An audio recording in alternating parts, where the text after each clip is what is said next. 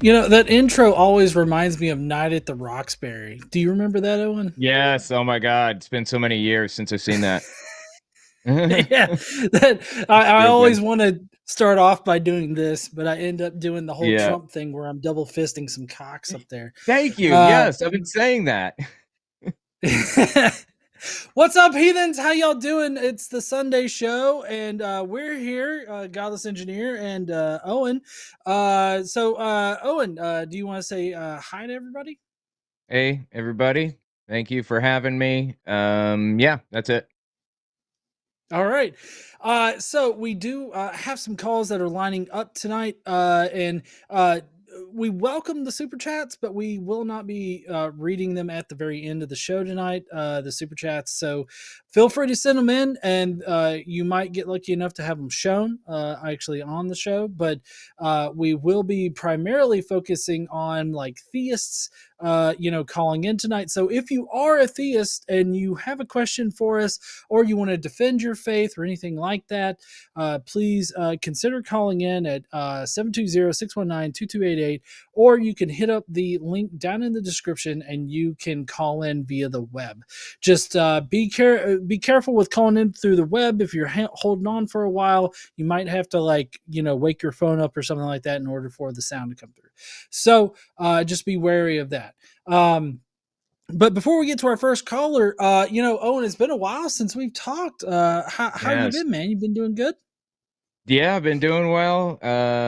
Moved to New York City, then moved out of New York City, and after my wife got her degree, finished her law degree, and now she works for American Atheists. And yeah, just hanging out. What have you been up to? Just bullshit, being forced back into work, having to stand there, not doing shit all day other than like coding and all this other Yeah. stuff. I luckily I get to hear everybody talk around me while we're on a Teams call, and so like I basically look over at the other person. I'm like, hey. Where's your story at today?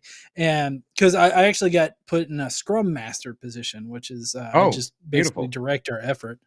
Yeah. And so like I just turn and I look to wherever the person is sitting around me. I just turn and look and I talk to them.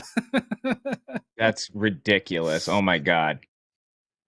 Yeah, it's pretty stupid. I've actually been um writing I've been writing an Electron program. Are you familiar with Electron? I've not heard of Electron. It's a video downloader. It's basically just like Chromium, a Chromium window on a desktop, and the UI Okay. is done with Angular, and the back end is done with Node.js and stuff. And it's Oh, that sounds pretty yeah. cool. Yeah, it's pretty cool. It's very, very overly complicated, but it's really cool. Nice. I've got this. We'll get to our first caller here in a second, but I've got this really awesome idea for an app that I've been wanting to develop. And like during one of my periods of hyperfixation, I actually developed a whole lot on this idea. But basically, it's kind of like an atheist's toolkit where it's got like a whole bunch of like biblical verses. I would start out with the Bible first, and then I'd go more into like other religious texts. But basically, it just lists like if there's a problem area, it's going to list the problem areas. You can click into it, and you can get like the verses that affirm like how That that's a is an problem awesome and everything like idea. that. Oh my God, I'm Yeah. gonna steal that. No, just kidding. I've been thinking about doing something similar for cults actually for years.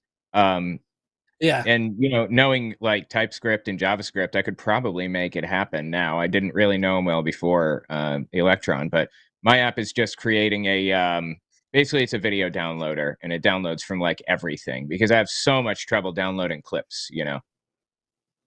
Oh yeah. No, I totally understand that.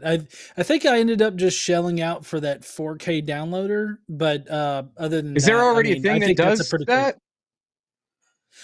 Oh well, so with a caveat, it doesn't do it for like everything like you're talking about. Like it's really useful for like YouTube. Like you can download YouTube videos and you can download them in either video or audio format. But it's kind of spotty whenever you go outside of YouTube as far as like Oh, what it damn, I'll have to check that out. is available. Yeah, they've got a free version, so the free version is still good too. I Called? just I've huh What's it called? oh four 4K downloader, I think is what it's called. 4K video Let's see. downloader. It's what I use at the line. I'll have to check that out. Yep, That's cool. yep. All right. So, are you ready for our first call there, Owen? I am. Let's do it. All right, we're going to talk to Stevie over there in tickly xylophones or testicular xylophones. Either one, they're xylophones, and it's probably inappropriate. How you doing there, Stevie? I'm doing good. How are you? Doing all right. Good, good. So what you want to talk about? Yeah, I was calling because I feel like the Bible is reliable, so I wanted to kind of talk about that, I guess, and kind of defend the Bible. Okay. Go lay So it on what? us.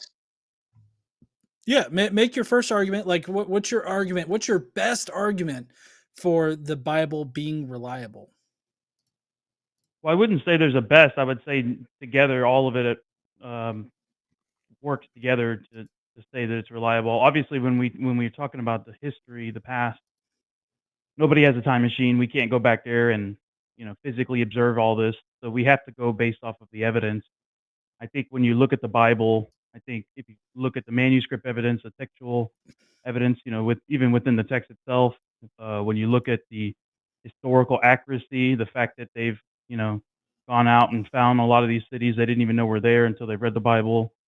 You also have, the prophecy element. You have some, science claims Well, that okay, were so hold on. Hey, all that stuff. Stevie.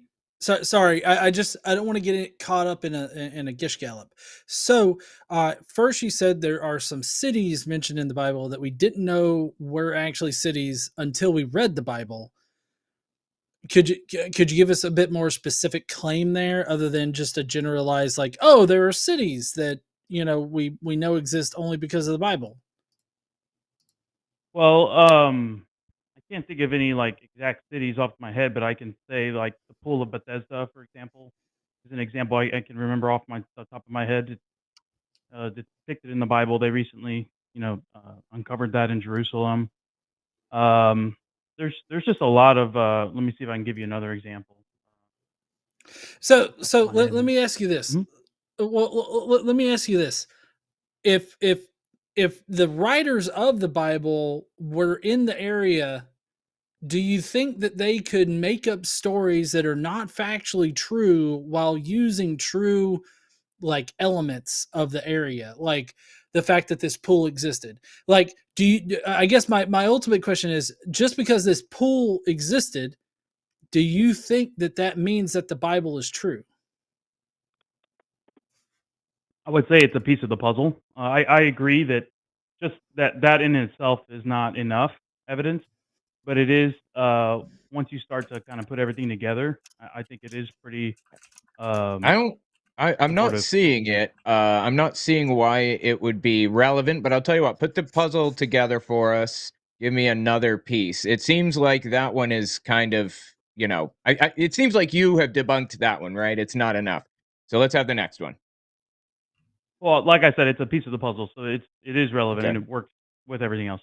Yeah, another example is the Pilot Stone. A lot of people didn't even think Pilate existed, and The what? if they, the Pilot Stone. It's like a stone that was discovered that lined up with the Bible perfectly. That Pilate was the No, no, governor no. or the You prefect. said hold on. Sorry, Stevie. You say lined up with the Bible perfectly. All it does is mention Pilate. Like the Pilate stone just has like, oh, Pilate commissioned this. That's what the With his Pilate stone title, says. with So his title. right, but I mean, like lining up with it perfectly, like you saying that is kind of a leading thing, right? Like you understand how that's kind of leading you to being like, oh, the Bible is accurate. You're basically, I feel like what you're doing is a composition fallacy. And that's basically where you take a small subset of things and you say, oh, the Bible gets these minor things right. Therefore, the Bible is reliable. Is that what you're trying to do? No, not at all. I think if you look at the comprehensive everything. In fact, I can't think of one instance where an archaeological discovery was found that was, you know, not that contradicted the Bible. I mean, can you? Do you want to open Ye- up that can of worms? Because we can open that up if you want to. No, I mean, I'm asking a genuine question. I mean, I want to know, if you know of a discovery that was, pulled out of the ground that says something that wasn't there, that you can do that. But I mean, I can give you more information on the pilot zone if you want. Also, you just tell me which direction you No, want to no, go. no. I mean, the pilot. I don't feel like the pilot stone is going to really illuminate anything more for us other than Not. a guy named I Pilate apologize. existed. I yeah, I apologize. I meant like more on like more discoveries related to Pilate and the Bible. I'm sorry. That's what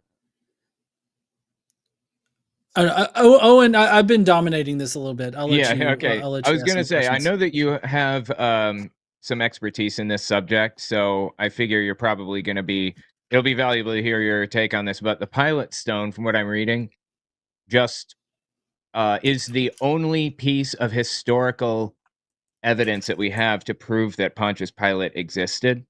There's something that we have like one thing to prove that the house of David existed too. Like there are a billion, little stories in the Bible related to all of these things, but finding a single stone or a single whatever that verifies that the possibility that these things might have existed does not validate all of the stories that came along with it. Also, a lot of this stuff the Bible says is just not true. Like Moses, zero historical evidence for Moses. And there should be some. Like the that's dude false. walked through the desert That's for false. 40 years and all this other stuff. He was very influential in Egypt, right? And everything. Zero evidence for Moses or chariots in the Red Sea or any of that. Yeah, that's actually not true. There's a ton of evidence for Moses, and I'm happy to lay it out here. I've I done a lot simply of research disagree, on good this. Mention sir. one. And Yeah. Mention one. yeah, sure. What's one? There is, yeah, there's a stone in Egypt which mentions Israel. There's another stone that mentions Yahweh, the Israel God. There's also a papyrus called the Eye Power Papyrus, and it's written from an Egyptian, and it actually lists out all the 10 plagues of Egypt. Look it up, Eye Power, What's and it it called? even lists out the Eye Power. I believe it's spelled IPOWUR, and it Okay. lists out all the 10 plagues, and it even mentions the part about the fact that as the Hebrews were leaving, they took the gold of the Egyptians. It even mentions that as well. I could keep going if you'd Okay, are like, you but if you talking? want, I'll wait Sorry, are till you talking you about the find I it. I, I pure papyrus? Is that what you're talking about? That's that's correct. Yeah, however you want to pronounce it. Okay, So you're it's a saying it's that a it talks poem. about it says you're saying it talks about like the plagues and things, and this is the evidence that you use, right? I'm just looking at this, and Yeah, here's what basically, I. it's Mhm. in it. Oh, go ahead. I don't want to interrupt No, you. you Sorry. you go ahead. Yeah, it's basically a like a poem from Egypt. An Egyptian wrote it, and he Hmm. describes in the poem basically all 10 plagues. And like I said before about the gold, he describes being angry at Pharaoh, that's also in the Bible. So I think it's very powerful evidence, to be perfectly honest with you. But yeah, that's one. Like I said, there's also the stone. There's Well, also the burial tombs hold on, of hold Joseph. on. Hold on, Stevie, because you keep going from one subject to another subject. We have to have the chance to like respond to what you're saying here. So, as far as the critical scholarship on the iPure papyrus here, it's very poetic language, right? There's no direct parallels in it. Like for instance, the river of blood or the river is blood is likely symbolic of war, death, and pollution. It's not talking about like a miraculous transformation of the river to blood. Another thing is that the chronology doesn't fit. The iPure papyrus may describe events centuries before or after the supposed Exodus, which we don't even have a good time frame for the Exodus in there. And there's no evidence of Hebrews in Egypt at this time. So that's another thing that you're going to have to like combat, and that's done through various other historical and scholarly sources.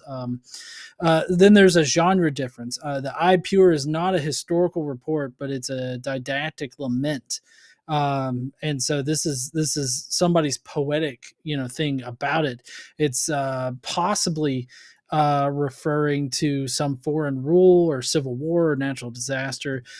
There's no mention of Hebrews or Yahweh again in this poem, and you could do like sort of a selective interpretation of it here. Because as far as what I'm saying personally is that it says that apologists can cherry pick lines from the papyrus to fit the biblical narrative, but you're ignoring context and contradictions within itself. So, like, this is not evidence of the Exodus, and there's mountains of evidence against the Exodus happening, at least the way that the Bible claims that it did. Well, I mean, I can first of all I can tell you're reading that off a thing, which is fine. But yeah, I mean, if you Well, look at right, because the actual text, so Stevie, I if you don't know look if at you the know actual, anything about me, but sorry, go ahead. I'm a computer engineer. Like I'm not like a scholar. So I'm reading the opinions of scholars that write about this. Like there's Donald B. Redford, he's an Egyptologist. He says that the attempts to relate the admonitions of iPure to the biblical Exodus are not based on sound evidence. The text describes a societal collapse unrelated to the biblical context. There's also James Hoffmeyer, who's also written about it, against the apologetic that you're using. So, yes, I'm appealing to the experts who are directly like studying this kind of text and this period of history, because I'm not an expert in this field. I'm using the experts that are in the field. No, I get that you're gonna look up whatever, an argument against it. A scholar. I just wanted to bring No, that no, no. forward that Multiple. you're No, there's you're multiple you know scholars. I'm looking up multiple doing that. scholars that are telling me that that the apologetics associated with this are not representative of what the papyrus actually tells us. Well, they're going to say that, but here's a couple examples, just There, so we why can hit would on this. hold? Even I'm if you sorry. have Wait a different minute. topics, but Wait. Why do you say we say there's an expert that studies this for a living? Why would you say they're going to say that? You think there's like a bias, like there's some kind of a, I'm sorry, not bias. You think there's a conspiracy underlying everything that these experts are trying to like trick people? I don't understand. I'm just saying that it's clear that he typed in what's a rebuttal for this papyrus. I No, no, doubt he You no, look has up no. scholars. a actual scholar that he has a phone number and he texted him, and that's the response he got. Is what I'm trying to say. I'm What? not No, saying that there's an overall I conspiracy. I'm just literally saying that. typed in what's the iPure tablet, because you didn't tell me it was a papyrus. I said what's the iPure tablet mentioning the plagues. I just said what is that, and it gave me basically a summary of like all of it. It gives me the apologist claims, it gives me the summary of the content, it summarizes it, and it tells me like what the issues are with it. Like, yeah, sure, it's a summary of what people are saying, but it also gives me like the sources, it gives me the scholars and their quotations. Like, sure, I had to Google it, but at the same time, like, because I'm not a scholar, I don't know this, so I have to appeal to scholars and I have to look it up. I understand. No, I respect that. Okay, I respect that. I'm sorry for giving you such a hard time about that. I agree. I mean, I can't Okay. expect that you would know every Has possible thing any that I part might bring up. So I right, get right. that. Right, Stevie, is any part of my critique, or the critique that was summarized to me, was any of that like unjustified, or was it ridiculous in any kind of way, or what problems do you have with the I fact mean, that like it's a poetic document? yeah, no, I mean, I get it. I mean, I understand. I think some of it might be somewhat valid, but I think the actual description is just too close to say that it's all just you know uh it's all poetry. Like, I'll give you a couple examples here. Okay, so like the papyrus says that the river is blood. You mentioned that earlier. Obviously, that aligns with the Bible, where it says all the waters were turned to blood. Then it says a plague throughout the land. Of course, that aligns with the Bible, where it says the Lord struck Egypt with plagues. Then it says gold, lapis, lazuli, silver are strung on the necks of female slaves. Like, see how specific that is? Like, it's basically saying jewelry was put on the necks of female slaves. When you compare it to the Bible, it says that they plundered the Egyptians and that the Egyptians put gold on the slaves. And then it says another Hey, one is hey, he who Stevie. had Hey, no Stevie. grain is. Go ahead. Hey, Stevie. Did you know that Yeah, Nostradamus I hear you. predicted 9/11? I mean, this isn't a prediction. This is, You No, think no, it's no. a But I somebody prophecy? mean, writing down like all 10 plagues. no. What I'm trying to convey to you is that you can read this and you can force an interpretation upon it. But like, just like Nostradamus wasn't predicting 9/11, this particular thing could be talking about anything. The river of blood is that's symbolic language that could talk about war, death, pollution, or anything like that. And in fact, the scholars say that this, like Donald B. Redford said, the text describes a societal collapse unrelated to a biblical context. For one thing, we don't even have a good time frame for when Exodus supposedly happened. And two, the characteristics of this Exodus in the Bible, it doesn't match anything that we have evidence for. So like, you have a lot working against you, and you just mentioning some like poetic text is not going to be enough to establish that the Exodus, and Moses for that matter, happened. Anywhere in the papyrus does it mention the Hebrews, Yahweh, or Moses? Not in that specific papyrus, but like I said, they have a stone in Egypt which mentions the Israelite God and mentions the Hebrews.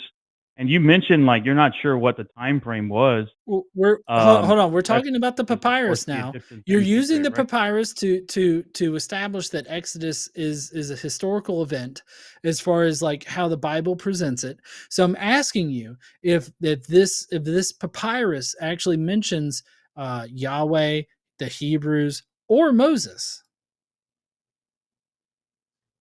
No, it doesn't mention that. But when you come to a conclusion, do you use one data point and that's it, or do you use multiple data points? So this one isn't valid No, no, either, is what you're saying.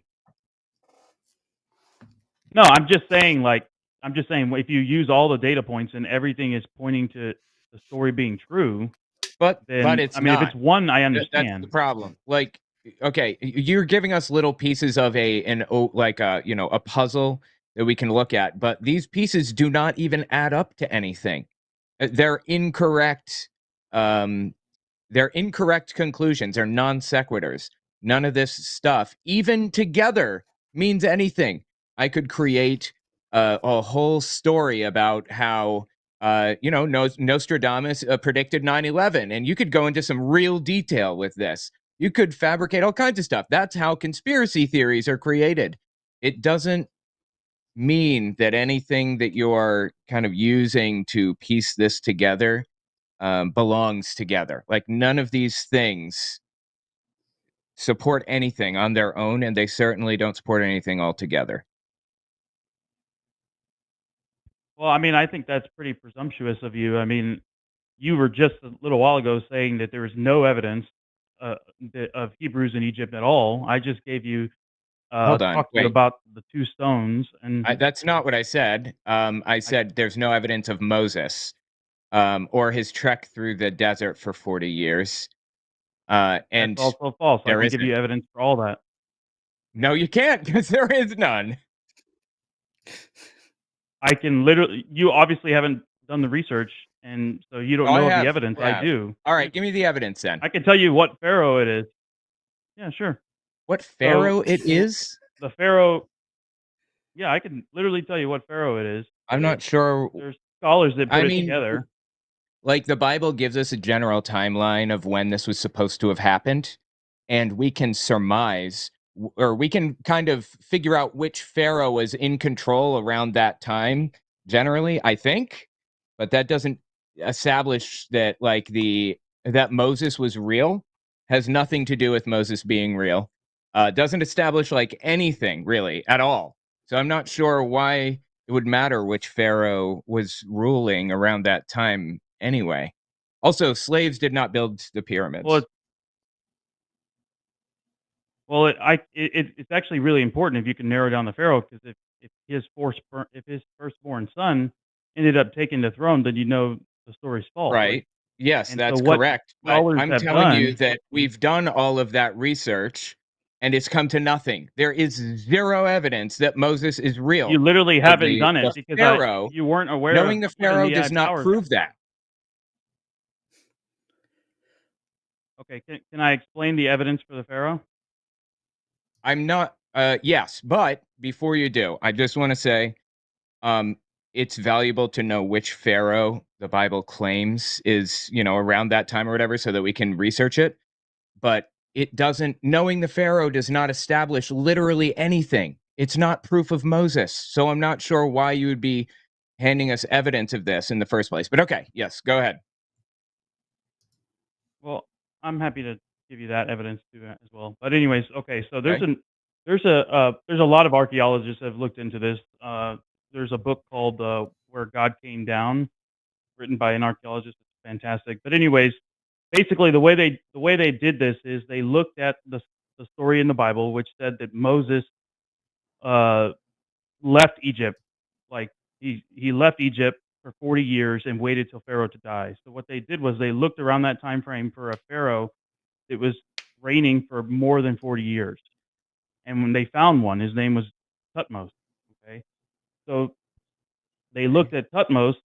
They saw that he reigned for 40 years, and then so they kind of zeroed in on him. Then they looked. Okay, well, did Tutmos's uh, uh, I'm sorry. He reigned for 40 years, which makes sense because Moses and Tutmos. It would make sense since Moses was raised in the royal household that You're they piecing might call him together Moses a because story Pharaoh's name like is post hoc. Tutmos. You're giving So us, you're building a narrative that you haven't even established the pieces for yet, first of all. And second, I'm wondering, that book, is it the book Where God Came Down by Helgard Muller? Is that the one you're referring to? I don't remember the guy's name, but yeah, I mean you're interrupting before I get to the best part. So his son is Okay. Well, Imhotep yeah. II, Sorry. the one that No, we no, believe to be. Stevie. No, Stevie. Look, we understand where you're going with it, right? Like we've heard this shit before. But like you getting to the best part is not going to better your situation. Let me ask you this: Is Indiana Jones a historical account of a history professor fighting the Nazis? It I establishes don't know why you're Nazis trying to change existed, the right? topic. I mean, are you afraid of the evidence? No, no, no. I'm Because not You have afraid of no the you evidence. evidence. I'm you asking guys you said a there's no question. evidence. Then I gave you evidence. No. Now you're I trying to asked you a change question the there, topic Stevie. to No. something totally I'm trying unrelated. to demonstrate something, Stevie. Stevie, I'm trying to demonstrate something. Do you think that the I'll play story of along. I'll play. Indiana Ask the Jones and question. the Last Crusade, do you think that Indiana Jones and the Last Crusade is a historical account of a history professor fighting the Nazis? Not at all. No? I mean, how can you say that considering that it has all the elements that you just described of this mysterious pharaoh, right? Like it mentions the Nazis. Nazis were a real thing. It mentions Hitler. Hitler was a real person. It mentions all of these different things that were actually historical. There's been several different quests for the Holy Grail. Like it has so many different things that are historical. You're trying to tell me that that's fictional nonsense now? There's no archaeological evidence like there is for the Bible, like I was going over with you, that you want to avoid. There's no archaeological evidence that establishes Moses. That's what we're telling you. Yes, All yes, you yes, have is a there is. story about a There, pharaoh that could be easily worked into a fictional story about a fictional founder of Judaism.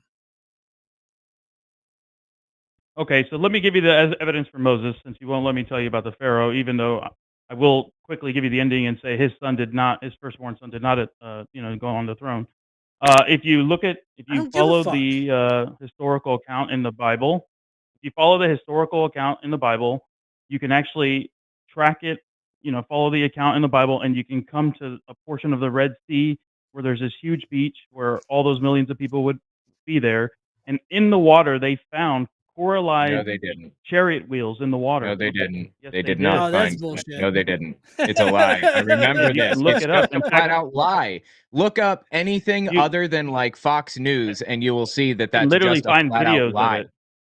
No, you No. Yeah. can't. Yes. Okay. So Yes, you Stevie, can. There's can literally videos of is it, there what including evidence do a you pillar that have? was Hold inscribed. on, Stevie. Stevie, don't make me mute you. Listen, Stevie, can you point to the archaeological evidence that directly states that these chariot wheels are from a magical wind tunnel that God formed so that Moses could cross the Red Sea as opposed to like the Reed Sea, which is what the text originally said. But let's just go with the Red Sea story in this particular situation. How can you establish that those wheels were placed there from that as opposed to just maybe that somebody was shipping some chariot wheels and they just fell over the side of it? I mean, fucking Pete Hegseth over there at the Secretary of Defense just lost 2 jets into the ocean. You think that losing a chariot wheel is somehow like significant proof that Moses existed? Well, before I got cut off, like I was saying, there were chariot wheels, more than one. There were chariot wheels in the water, Oh my god! and there was a So you're pillar just there not fucking that was listening to me. inscribed Is that by. right, Stevie? Stevie, am I right in that you're not even listening to us? Like when we No, I talk mean, I think words to I'm you. sorry. You're right. I give you that. I give you that. Yes, just because there's chariot wheels in the water, does that mean the story is true? No, it's just evidence. Which is what I've been saying from the beginning. The evidence, No, it's not comprehensive evidence of evidence, all of it anything. Like together points somewhere. you can't establish when those chariot wheels got there. You can't establish that there were even chariot wheels. Like, do you know what pareidolia is? No, you can fill me in. Okay, pareidolia is when your mind tries to make sense of like noise or tries to make sense of things that are not meant to make sense. Like if you ever look at the ass end of a Chinook helicopter, it looks like it's smiling at you, right? But that's just because our brains have evolved to like see human faces or see faces in noise, and that's a survival trait. So like that's pareidolia. The exact same thing is happening with your chariot wheels, like, and that's and my argument earlier was more about like, okay, let's just say that these are chariot wheels. How would we then establish that these chariot wheels were placed there or appeared there because God created a magical wind tunnel that somehow didn't splatter all the Israelites against the opposite bank and but then crushed the Egyptian army that was chasing after them? Like I mean, my point is that just because you found a chariot wheel, even if it was a chariot wheel, does not actually establish anything about the Exodus. I mean, yeah, I would say, like I said, this isn't 100% proof. This is just evidence. I think if you find chariot wheels next to a beach that got a narrow entrance that perfectly is described in the Bible, and it happens to be on a part of that sea where it's 700. There's a 700-foot cliff on either side, and there happens to be this one spot where, it's slowly that you could actually walk across, and there's chariot wheels in the water. I just think that's what it is, and we just take that as evidence. It's not proof. It's just evidence. Just That's all I'm fucking throw critical thought out the window, right? I mean, how do you feel about that, Owen? Do you feel like, I mean, yeah, that's let's your just fucking opinion, throw but yeah. critical thought out the window about Look, I understand the need to or the desire or whatever. I understand piecing together a story, and it even makes sense sometimes. You see somebody walk out of a house and the person is dead, and they have a knife and they have blood all over their shirt or whatever. It makes sense that you would assume that they murdered the person, and we can poke holes in it all day, like you don't know that for sure. But the thing is, you didn't see the knife. You didn't see anybody walking out. The chariot wheels are not real. And these pieces of evidence you're giving us are paper thin. Like, Pontius Pilate existed. That doesn't like further literally anything. Um, uh, King David supposedly existed, and there's like one piece of archaeological evidence that it's a little emblem that says House of David on it. That doesn't Two people. establish anything.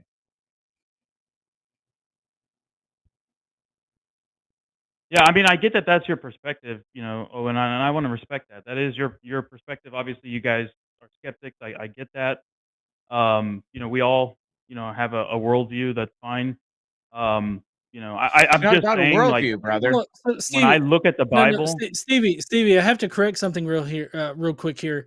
That's not just our perspective. That's like how logic and evidence works. Like, just because Pilate exists doesn't mean anything else about the Bible. If anything, it could indicate that the Bible authors just were using a person that they knew was around at the time. Like, that's the most that you could say about that. And like, for any of this other evidence that you have, it's just basic logic working through it. That's what we're telling you. It's not like a matter of like a personal worldview, and we don't want to believe this because it's going to like rock our world or something like that. Like, that's not what we're saying. What we're saying is that logically, your evidence doesn't entail the conclusion that you're coming to. the truth is, if it was all made up, there would be things that wouldn't line up with the geographic area. There would be things that there would be discoveries, like I said, archaeological discoveries which Stevie, don't line up with the Bible. Stevie, I You can can't make give up me one Stevie. archaeological discovery. No, Give no, me no, one. Give me Stevie. one I can archaeological make up. I discovery can that's make up bullshit. contrary No, to the no. Bible. Listen, I can make up bullshit. A bullshit story about my local area, right? That I know about, or I can make up bullshit about an area that I only vaguely know about, and I can write some kind of bullshit story about it, and by your definition or uh, your summation, it would have to be a true story just because I made up some kind of bullshit story that got geographical locations correct. I've never been to fucking Philadelphia, but I can guarantee you I can describe some landmarks. Does that mean that any kind of bullshit story I make up about Philadelphia is true? I guarantee you couldn't do that if 100 years, 200 years, 300 years had passed. I guarantee you that wouldn't work because they have what's called I can textual totally criticism. make up a bullshit story about Venice, Italy right now. Like the You would be busted. You would be busted. Assassin's Creed 2 makes up a bullshit story about an assassin guild that like had major influence in the area. They got geographic locations correct, they got the time frame correct, they even got people, they had Leonardo da Vinci in it.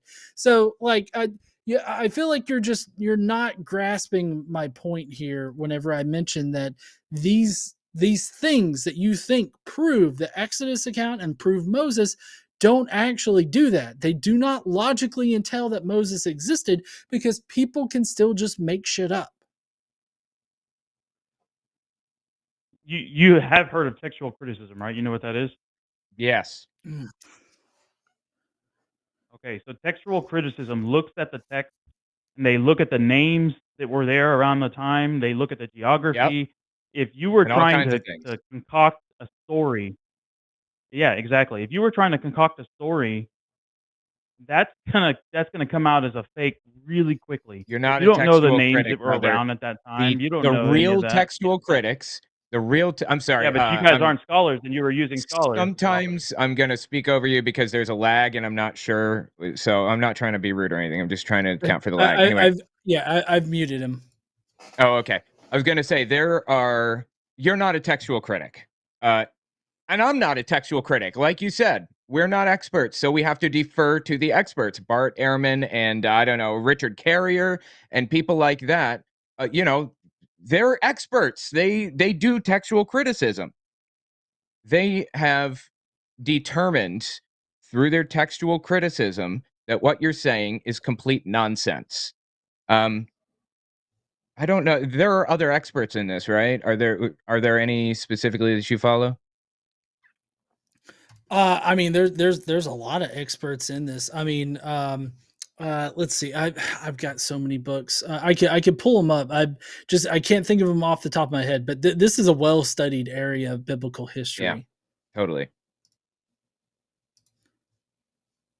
Oh, sorry. Stevie is still muted, but I got him unmuted now. Hey there, Stevie. Howdy. So yeah, I just want to point out so far in this conversation, you guys have denied evidence, and I'm not. The We've thing is, denied your conclusion. I'm not. We've I'm not. denied your conclusion. To be fair, guys, I'm not asking you to believe everything I'm saying and take that as factual. I'm just saying this is evidence. This is just stuff that points to Yeah, a it is certain direction. evidence. That's That's all I'm saying. correct. But as he And there is said, other. Well, thank you. I appreciate you saying that. we're denying your conclusion. It's absurd. It's a non sequitur. You can lay out these premises, and we can understand the premises as you've laid them out, but it doesn't mean your conclusion makes any sense at all. It doesn't. Well, I appreciate you acknowledging that it's evidence, and I respect that you have a different opinion and you interpret it a different way. Brother, I do not I an do opinion. respect It's that. non sequitur. Look, if I tell you that I believe that, like, my wife burned toast this morning because I hear the radio on, that's a nonsensical conclusion. If I conclude that she burned toast this morning because I smell burned toast, that could be a logical conclusion. Your logical conclusion does not follow from the evidence. Is the problem? It's not about us having a different worldview. This is not a worldview difference. The things that you're saying do not logically follow and do not hold up to scrutiny under the most basic, uh, under the most basic microscope when we're looking at it. I mean, you don't know that. You didn't even know there was evidence a little while Oh, ago, I and I see did. I your did. I've friend. known about most I of see the John evidence is looking so stuff far up that right you've given. now. I can see he's looking up stuff right now to try to help. But I mean, I'm just asking for. Can you give me like one example where archaeological evidence was contrary to the Bible? Can you guys do that or not? Oh yes, Just want the a walls of Jericho. formal answer. What about it? The You looked walls of that up. Jericho. What it is? What does it say? Right. So the walls of Jericho weren't actually there when the Israelites supposedly attacked it. It was abandoned like 1,000 years prior to the supposed time that Exodus, or not Exodus, sorry, but I believe that's in Joshua maybe, claims to have attacked Jericho. So like the walls of Jericho were not there in order for them to attack and or in order for them to bring down. Also, a number of the conquests in the Old Testament aren't actually conquests by the Israelites. There's that famous prophecy of Tyre that wasn't actually fulfilled. And I mean, I could go on and on and on about the failures of the Old Testament as far as history goes. Yeah, I mean, there was actually a guy by the name of Bryant Wood in the 1990s that argued that that dating was incorrect, and he okay. took a second look at it, I mean, reanalyzed it, and saw that it was dating right. to the A correct dude from a period. Bible college Right. says, "Oh no, they got these Bible dates wrong," and so like obviously Well, I some dude mean, that's dogmatically uh, adhering to the somebody Bible from is going to tell us, "Oh, well, I mean, somebody from a secular college or a secular thought worldview is going to say the opposite. I mean, I don't think that really proves anything one way or the other, but yeah, I Your mean, do they're you going to views be into think the they're that going to worldview. disagree history?" on the date for sure. Well, right. So do you think that history should bend to the whims of a Bible college? No, I mean, I think the facts should prevail.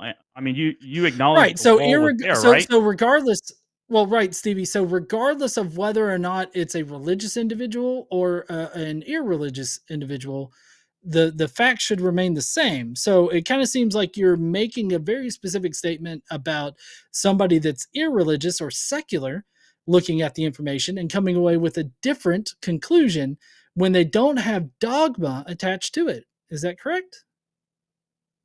Uh, Atheism is dogma. So yeah, I mean, you guys Okay. did the same thing you're accusing me Owen, I'm going to of let doing. you finish up. I don't know if you've got any other questions for him, but we've been There is going for one about more 40 thing. minutes Yeah. now. Yeah, there's one more thing that I wanted to mention. I believe that the book you were referring to was by Helgard Muller. The book where God came down. That's what I found. And if that is who you're referring to, he's the guy that wrote the book Donald Trump, the Son of Man, the Christ. He literally believes that Trump is the Son of Man. So that's not a valid source for anything. I'm sorry. Anyway, one final sentence from you. You got anything else you want to lay on us? No, I mean, I just want to point out that you guys couldn't refute anything I said, and that you denied the evidence, and now you're losing the conversation, and you want me off. Other than that, I think it was a great Okay. conversation. Yeah, Okay. Thank you so much. All Appreciate it, guys. bye. right. Yeah, bye there, Stevie. Yeah, I don't feel like we were trying to boot him out. Like we spent 40 minutes talking to him, and he comes away with, "Oh, y'all just denied all my evidence, and you just don't want to believe." We Is got essentially, scared. I feel like, is where he was going. Yeah, Yeah, we're scared. we got scared, shivering in our knickers. That's what we were doing. Anyway, yeah, All that's right. fantastic. Yeah. So I don't know if we're supposed to do announcements on this show, but we've got a lot of great shows coming up this week. We get the Skeptalk tomorrow night, Chewed Gum on Tuesday. We've got Matt's the Hang Up on Wednesday, and then we got TACIS on Thursday. So y'all be sure to tune in for all of those great shows this week. You ready to take our next call? Let's do it. All right. We got Marlon calling in. How's it going, Marlon? Hello, guys. How are you? Doing well. Doing Uh, good. I'm alright. So I was just curious. Yeah, godless engineer, right? Like, what kind of engineer are you? I am a computer and software engineer. That's very interesting. Like my cousin was in computer engineering. I'm in IT though. Information technology. Like major in animation. Yeah. So that's Okay. very interesting. Yeah. I've been watching Owen Morgan like for a while now. I really enjoy your videos, man. Like, Thanks. I appreciate especially that. the ones about Jehovah's Witness. Yeah. So, I was wondering if I could.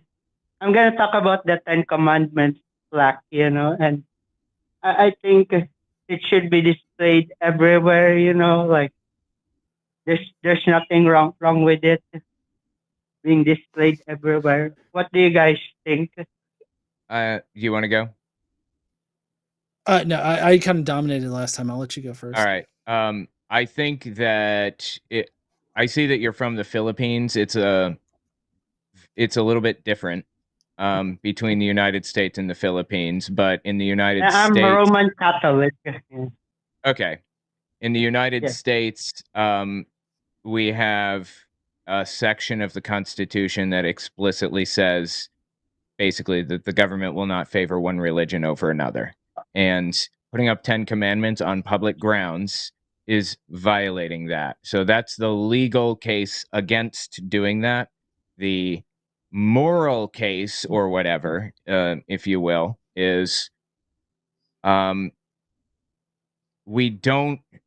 There are a lot of people that live in this country. There are Muslims and Buddhists and Hindu and everything else. And I don't really see why those people should, be excluded or be like in the basically in like a minority group or treated like a minority just because Christianity has control of the government. Also, Christianity taking control of governments, or generally religious groups taking control of governments, ends badly every single time. It leads to a strict control, because every time society tries to make progress on anything, there's the church standing in its way. The church is a traditionalist institution everywhere. It just is. And it tries to regress and push society backward. That is about as damaging as you can get when you mix in government. So yeah, that's my reasoning. Okay. And what about John? Like John, Oh, how much I mean, God I left think in the you? yeah, I think the 10 Commandments are a shitty list of things that are to appease a bloodthirsty, genocidal, and misogynistic God. So, no, I don't think that we should be displaying them everywhere. I especially don't think that you should be teaching those 10 Commandments to kids. He God could have easily used the first 4 commandments instead of stroking his own dick. He could have said, don't fuck children and don't keep people as property. But instead, we've got the 10th commandment that squarely lists women as property and has slaves, like chattel slaves, as being something that's just fucking normal.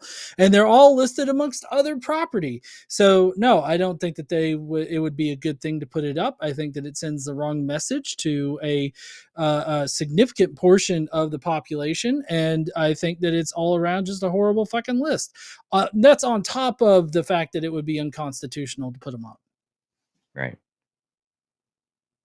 I think that the Ten Commandments should be put up because, like, I don't think it's hurting anyone. The commandments about God as are put there as like in a So you traditional don't think? sense. It's Well, because of tradition, Marlon, and Marlon, you don't see the potential harm in putting up the 10 commandments, say in like a 3rd grade or kindergarten classroom, and the children have to read those 10 commandments, and on the 10th commandment it says that women are the property of men.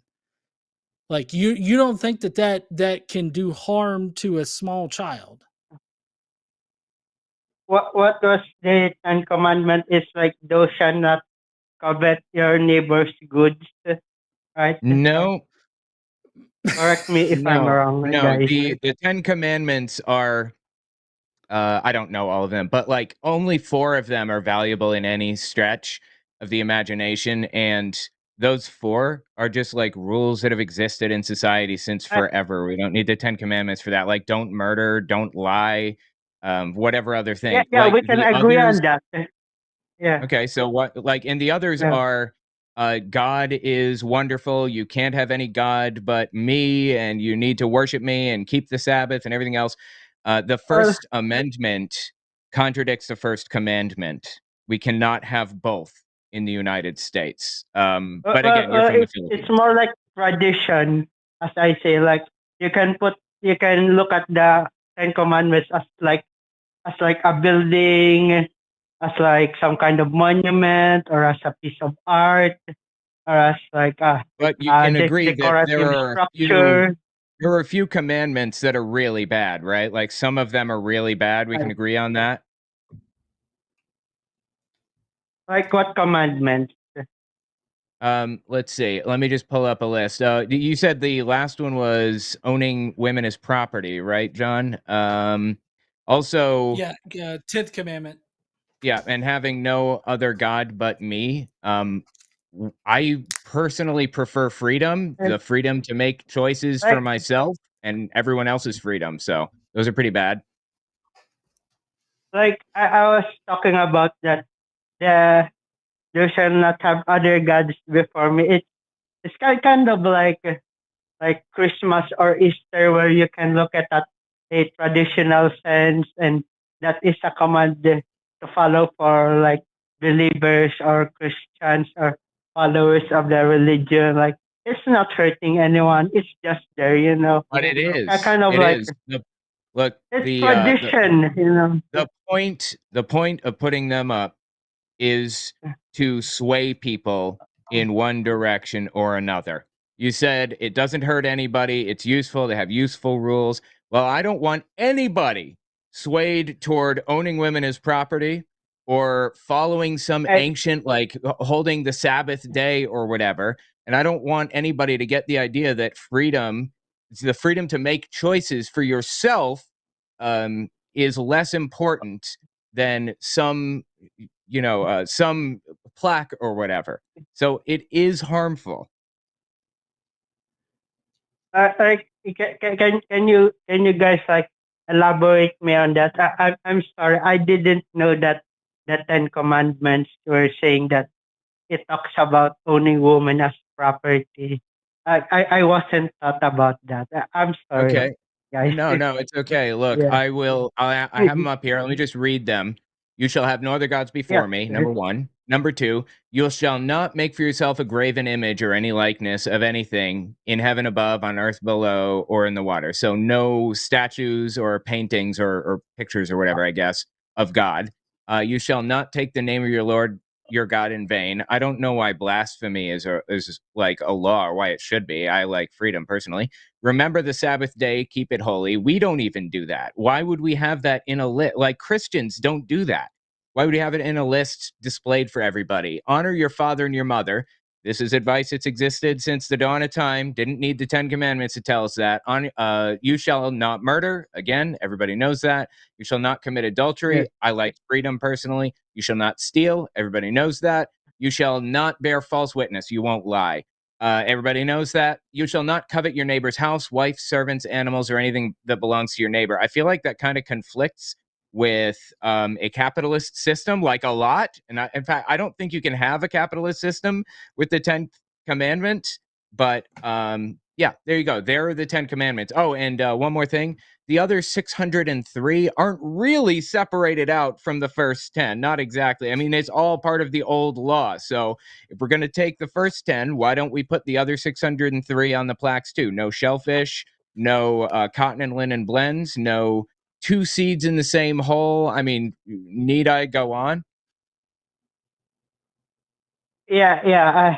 I understand that, and even like as Catholics are being talked about by Protestants and other religion about even about violating the commandment about the graven statues, you know. So yeah, I know Yeah. about that stuff. Yeah, a lot of Yeah. these aren't even useful for Christians, especially Uh, the Sabbath one. Why would we put that up on anything? like Yeah. I So Marlon, what I'm Marlon, saying is that their church rules, you know, like their church rules inside the specific building, the ones about But God, they're not is church not rules. required for anyone outside the religion or for everyone else to follow it. But they're not church Church rules. They're rules, not. They are not tradition. church rules. They are. I mean, we don't follow any of these. Like Christians, I'm not a Yes, Christian, but Christians don't yes. follow some of these. They're not church rules. And like, especially coveting your neighbor's stuff. That one is a pretty clear example of like an anti-capitalist take, right? We do not live in a I thought society that where that one. stealing is wrong. I correct me if I'm Well, wrong. we've known Like that for like ever. We didn't need the Ten Commandments for that one. Every society in history has believed, well, pretty much, that stealing is wrong, that this adultery is wrong to some degree, lying, murdering is bad, and honoring your father and mother is good.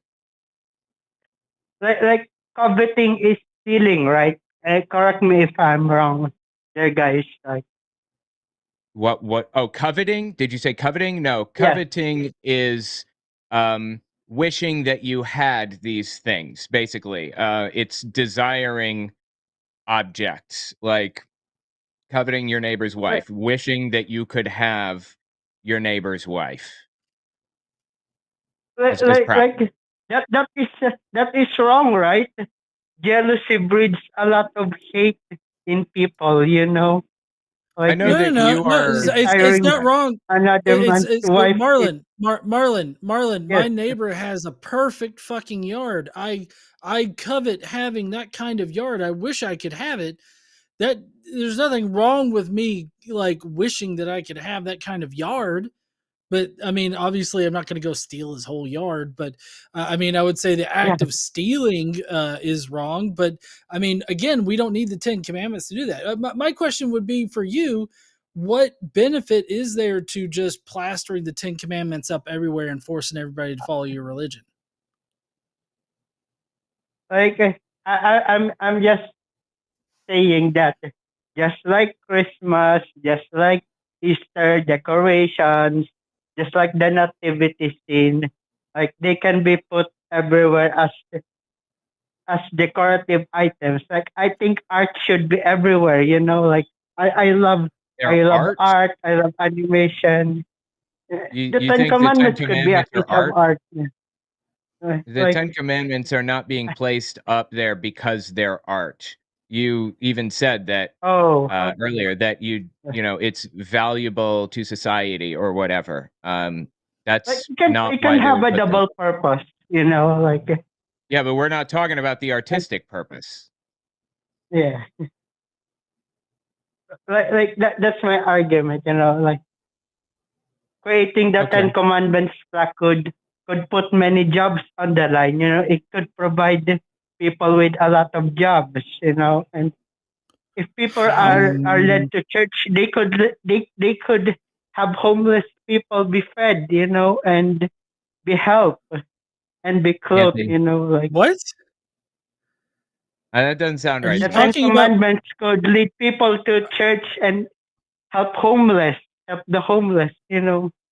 Like I'm I'm sorry. I have no idea what's even being discussed right now. Are you talking about forcing homeless people to attend a church and to do work for a church? Is that what you're saying? Maybe I'm misunderstanding well, what the you're homeless what's the point people of that. could be provided food in that way, right? They could be fed if they are in church.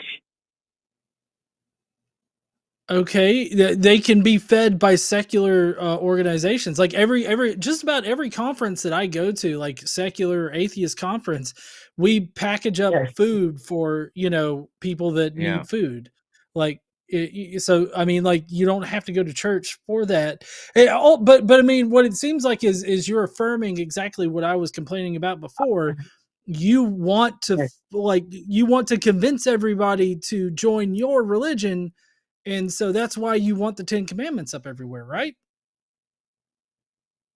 Well, yes, and I was thinking it would be a good motivation for everyone, like an Okay. inspirational So piece so of so what work. would you be Marlon, next to the Ten Yes. Commandments, what if the tenets of Islam were put up right next to it and people could freely choose between your religion and that religion? I mean, I don't have a problem with it. Like, I think art should be everywhere. Like, art should be appreciated, and that even Christians and The Ten atheists should Commandments get are not along. art. No. I'm sorry. You keep saying that the Ten Commandments are art. Uh, They're not art. I mean, they are painted on, right? What? They're painted? That has that the Ten Commandments has paint on it, right? I mean, I don't know Just what you're talking about with them having I paint would on it. argue that it's a monument. Yeah, but that's not why you're telling us you want them up there. Again, I addressed this a minute ago. You're telling us you think Yes. it's beneficial to society. That is the thing that we have to grapple with right now. It's not because it's art. That is not why you want them up there, or it's at least secondary to the conversation. those being pieces of art is completely irrelevant to what we're saying, to the conversation that we're having. Address the Uh, fact that you think that it's beneficial to society to have the 10 Commandments yeah, up. that's it. That it's inspirational, you know. They're Why inspirational. does it? Yeah, why does it have to be religious in nature for it to be inspirational? Why can't why can't you just put up a sign that's like, "Hey, don't steal shit," and or whatever kind of inspirational way you want to put that? Would that not I mean, accomplish the exact same thing?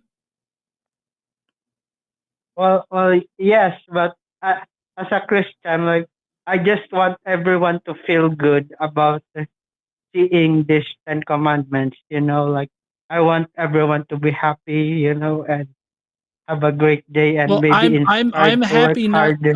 Okay, Marlon, I'm happy not having Yes. the Ten Commandments shoved in my face. So can you abide by that? Can you just can you abide by not shoving the Ten Commandments in my face wherever I go?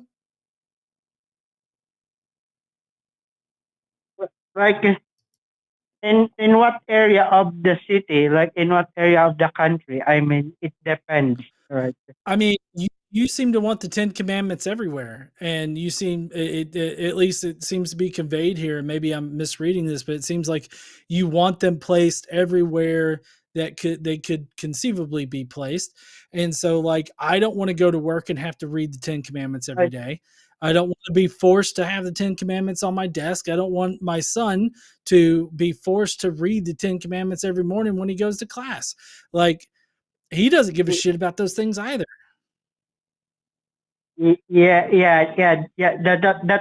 That makes sense if you put it that way. You know, like, I mean, for me, I just want to spread positivity. You know, like Jesus said, like, love thy neighbor. You know, as they love thyself. How is it? Well, yeah, but how is forcing the Ten Commandments on everybody just because you want them to be forced on everybody? How is that loving your neighbor, or how is that promoting happiness? Also, how is it promoting happiness to remind women that they're property of men, or that people that are abused by their parents have to respect their parents? Like, I just feel like you're not exactly thinking out Uh, like every single one of these commandments. I'm sorry. I didn't know that this would be what you guys feel. I thought it was just like a construction piece, you know, a structure. I just thought it's some kind of non-living monument, you know, like a decorative item. You know. I understand that, I understand the desire to put up like artwork or whatever. I'm totally down, but it needs to be non-religious artwork because we live in a society where everybody has the right to do their own thing without having others take their rights away. Basically, my rights end where your rights begin is the idea behind the U.S. And like the U.S. government, basically. Um, But so are yeah, you I guys mean, okay with that nativity scene being displayed no, everywhere during Christmas? that is a religious object, a religious symbol. If people want to display it on their own property, then fine, go ahead. I could not possibly care less. But What the about the government shouldn't mall? be, if they want. I mean, the mall is private property. I suppose that they could, and Ah, I have no place to like push back against that because I'm not, that's private property, or whatever. But in an ideal world, I guess one could say that society would just respect everyone else's religions. It's just there are. It's just that I want as much freedom as possible, freedom to make decisions for yourself until it pushes up against somebody else's freedoms. That's all. So a mall putting up Ten Commandments statues, that is the free expression of the mall owner. You can't Like, what about force. the activities in the sidewalk? Like, what about in the sidewalk? You That know? is the government enforcing it. And again, the government enforcing it is different. So it's kind of like the difference between somebody comes out as an open Nazi, right? And people push back against it and say, I don't want to buy from your business anymore.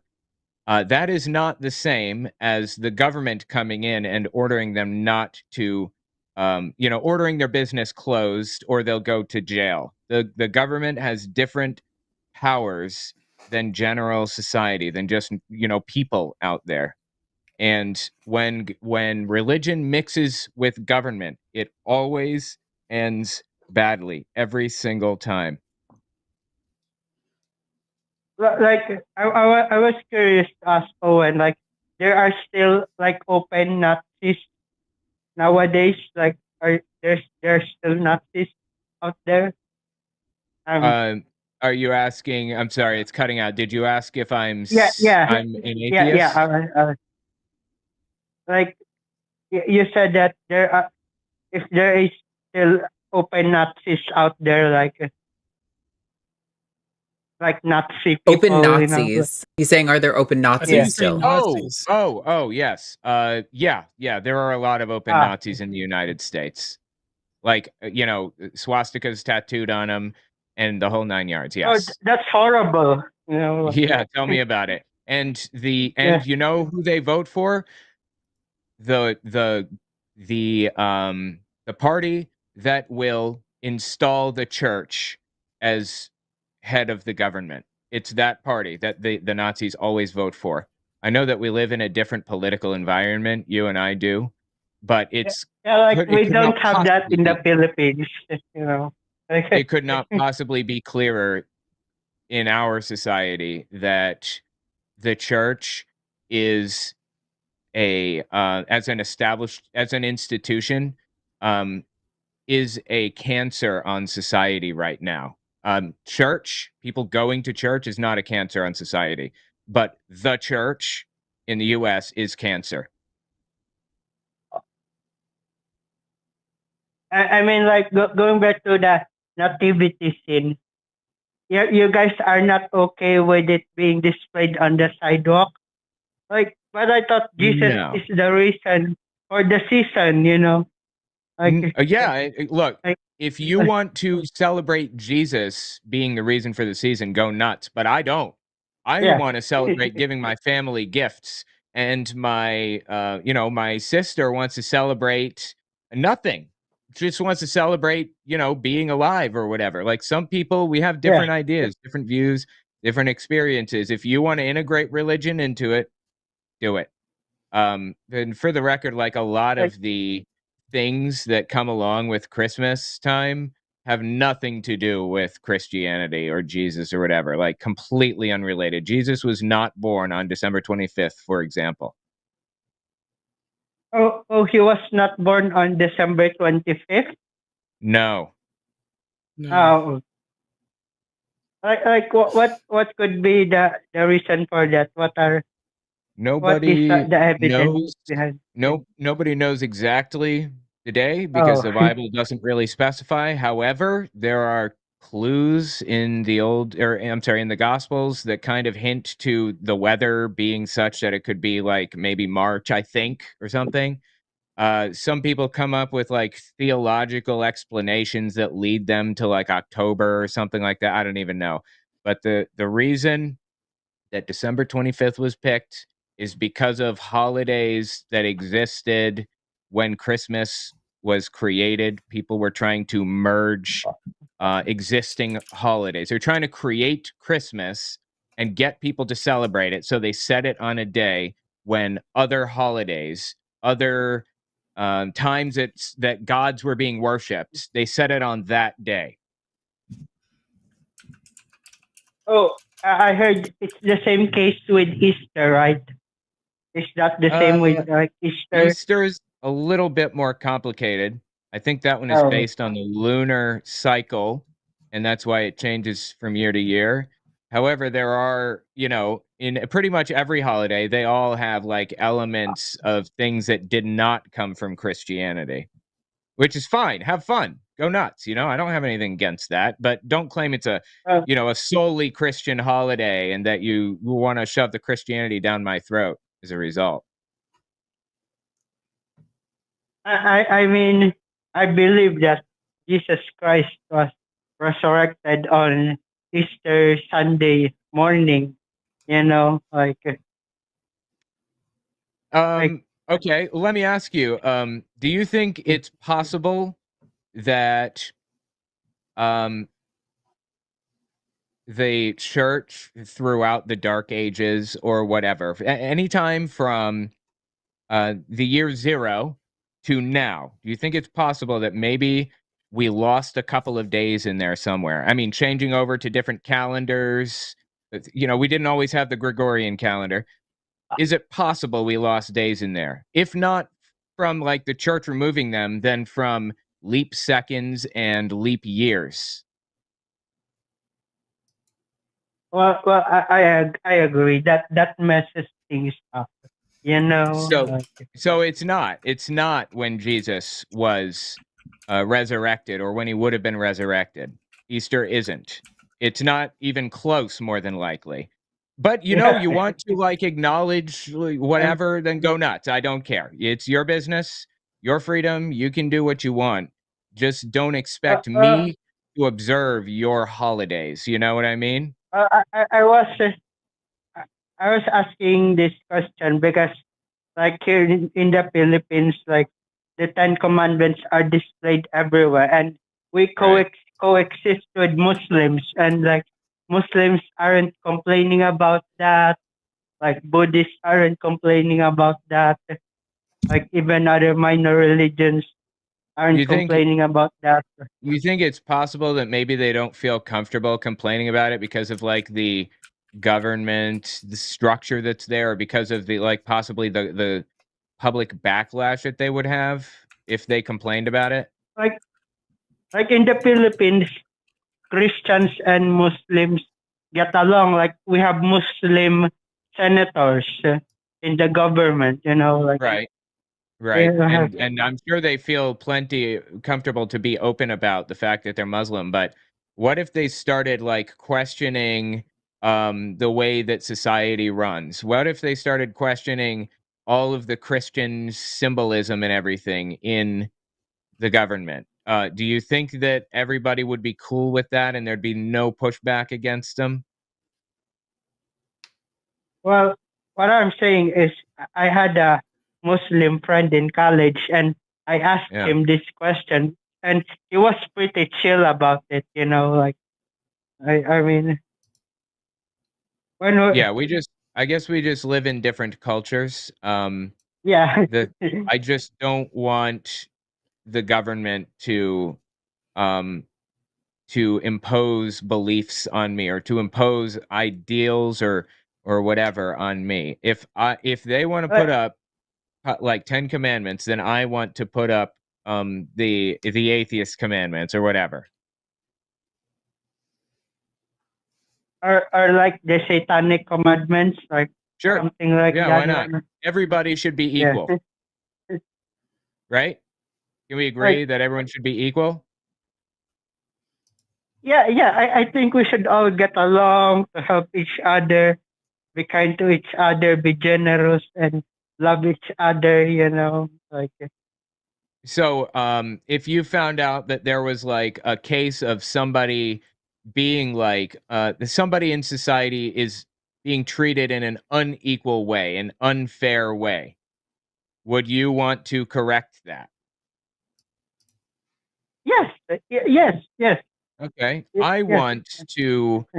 I want to live in a society where everybody is treated fairly and equally, and they all have an equal chance to put up their symbols or whatever. In the United States, certainly, if people want to put up Ten Commandments statues, they can on public land, but they have to also allow Muslims to put up their own symbols and Buddhists to put up their like, a little statue of Buddha or whatever.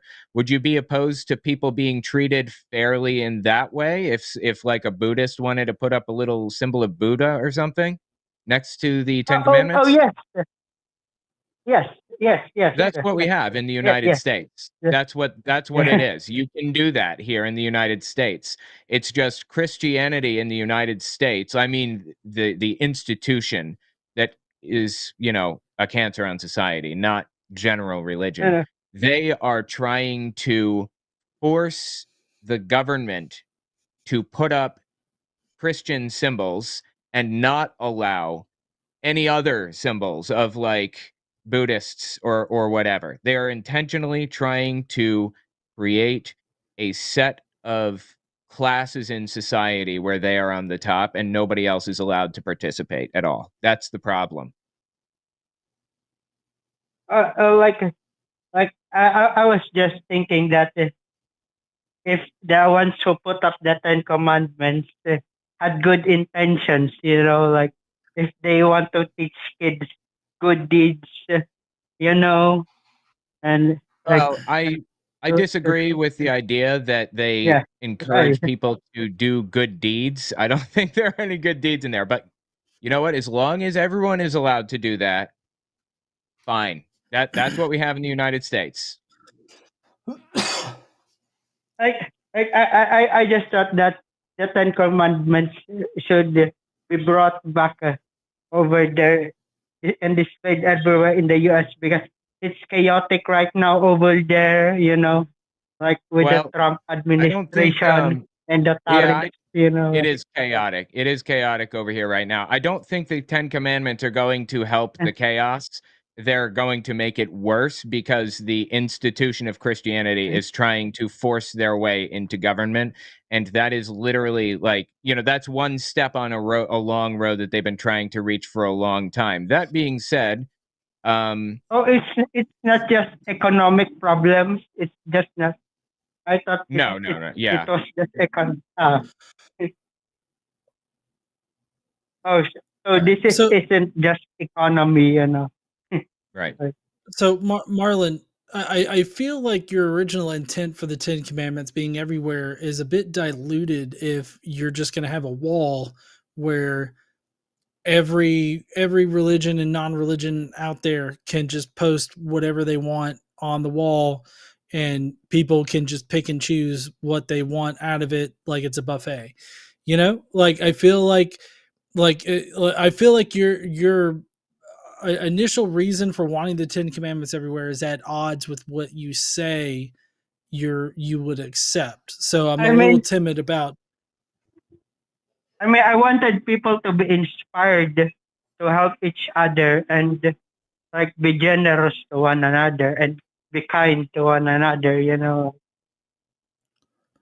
It seems to me that being kind to one another would mean that everybody has a fair shot at putting their own stuff up that they want to display, their own things that mean a lot to them. Um, Unfortunately, when Christians put up 10 commandments, inevitably some other group puts up some other statue. The Church of Satan puts up a Baphomet statue or something. That's fair treatment, and Christians in the Oh, area melt down, can't handle it, they literally anoint the state capitol with oil. This really happened with a guy named Matt Shea, and destroy the steps in front of the capitol, have to spend like $50,000 replacing them because they're afraid that like Satan got in there or something. They don't act normal here. Like there's nothing normal about the institution of Christianity in the United States right now, and it is the problem in the United States at this moment. yeah, yeah. I even heard like fundamentalist, like evangelical Christians, like Yeah. even street preachers saying that Halloween is demonic. Like Oh yeah, Halloween yeah, is yeah. They do say satanic. that kind Yeah, of thing. Yep. it's the satanic panic. Like Yeah, they're complete nutcases. I believe that we should be able to just have fun, do our thing. You want to celebrate Halloween, do it. And if you don't, then don't. That's the meaning of freedom, baby. That's what I love. Freedom. Do what you want and leave everyone else alone. But that's the problem with, Christianity in the US. They don't want that. They don't want to leave people alone. They want to ban Halloween. They want to force people to go to specific churches every Sunday. Muslim, Buddhist, whatever. You need to go to church on Sunday, or else. So anyway, that's what we're fighting. I mean, if there was free food at church on Sunday, you would go, right? I mean, No, I wouldn't. I've been to church. and It's boring as sin. I have food in my what fridge. if they were giving away free stuff? What if they were giving away money? They Like, give away what if free stuff all the time, and it doesn't entice me, and it shouldn't entice anybody because non-church related groups do that too. They get, there are charities out there that give out things. Like John said earlier, American Atheists packages food for the homeless every year at their conventions. You don't have to be a religious group to do that. I feel like I'm cutting you off, John. You go ahead. I was going to ask you guys, like thou shall not commit adultery. You guys don't think adultery is wrong? Like Well, no. in So the it's not that. commandment. It's that we don't need we don't need to take that kind of lesson from a book that literally built the entire Israelite culture and the entire Israelite people off of purchasing and owning multiple women and having children with I think it was about 4 women. Like as Like, far as like adultery goes, hold on. As far as adultery goes, it's falling on deaf ears for me because like the book is full of things that we would consider to be quote unquote adulterous now, but it seems like God is perfectly fine with it. So it's like the Bible seems like it's at odds with it. And if I am going to teach my son about how, that you shouldn't commit adultery when you're in a relationship, I think that I will teach him without the Bible because the Bible seems hypocritical. doesn't adultery mean like cheating on your wife or Yeah. cheating on your girlfriend? That's Like, how we use it. Right. yeah, and the Ten Commandments is against it, right? Because cheating on your girlfriend is bad. Like cheating Yeah, on your but my point, loved one is Marlon, horrible. right, Yes, yes. Marlon, my point is that I don't need a hypocritical religious book in order to teach people that. Like you can teach that without using a book that's hypocritical. I mean, the Bible has good things in it too, right? Like the Bible also Oh teaches yeah, you mean like owning like, women as property? That's a good thing, right? Do you oh, think no, that no, owning a no, woman as no. property is good? Oh, okay. Well, that's all over the Bible. I mean, Uh, God thinks that women are uh, property of men. Is that a good thing to teach my son? even in the New Testament, like it says that. Oh, yes. Definitely. But but but I thought Owen Morgan says that like Jesus says that everything in the Yep. Old Testament is done Yes, away with. right. I point out that the Old Testament is not useful for Christians because Jesus fulfilled the old law. That's why the Old Testament is relevant to Christians, but the commandments, the 613 commandments, including the 10 commandments, are not relevant for Christianity because Jesus fulfilled the old law. However, the New Testament also talks about subjugating women and them being quiet and all that other stuff. I think specifically like 2 Timothy 2:12 or something. I think it says they shall be in subjugation to a man, they shall be silent and not teach, or something to that effect. That was not actually written by Paul, to my understanding. I believe that was added later, but it's in there. And, I don't really have any kind of desire to teach that to my kids. Yeah. I mean, that makes sense if you put it that way. Well, it sounds like we're in So agreement. no, I heard from Aaron Ra that from Jesus, Jesus says like not every jot and tittle of the old laws should be That's should be true. followed. Like That is in there. like Yes. we should still not eat shellfish and pork, lobster, and shrimp. Like Yeah. we should not That is wear in mixed there. fabric. there is a lot of stuff that it contradicts itself in all kinds of different places, but the reason that Christians don't follow the old law is because Jesus came not to erase it, but to fulfill it, I believe. But there is a bit in there about following the old law, and like the problem is that it contradicts itself left and right. You cannot not cherry pick the Bible because any commandment that it lays down, any opinion, any take that it says is reversed a chapter later because it was written by dozens of authors over hundreds of years, at least longer, of varying social position, some wealthy, some poor, some relevant, some not. So the Bible is full of all kinds of things. But modern Christianity, at the very Like, least, believes that the old law has been abolished. would you guys agree that Jesus Christ is a historical figure, at least in that sense? I mean, there could be someone named Jesus that existed back then, right? I I know that John has a lot to say on this. I'm gonna let him say it in a Yeah. second, but let me lay mine down. I personally think that there was probably some guy named Jesus, maybe, but I have no reason to believe that. Honestly, I honestly have no reason to believe that he existed at all. But I certainly don't have any reason to believe that he did all of the incredible things that they claimed that he did. Yeah, what's your take, John? Yeah, so I'm definitely a mythicist. I don't think that Jesus existed as a historical figure. I think that the Jesus that Paul talks about is a character from Jewish lore that is an archangel in God's hierarchy of angels. But for the purposes of this conversation and most conversations, I would be fine, just saying, "Oh, sure." Uh, uh, Itinerant rabbi named Jesus that pissed some people off existed. Like, I wouldn't have a problem saying that. What if we could build a time machine and go back in time, and it's proven that Jesus existed back then and did miracles?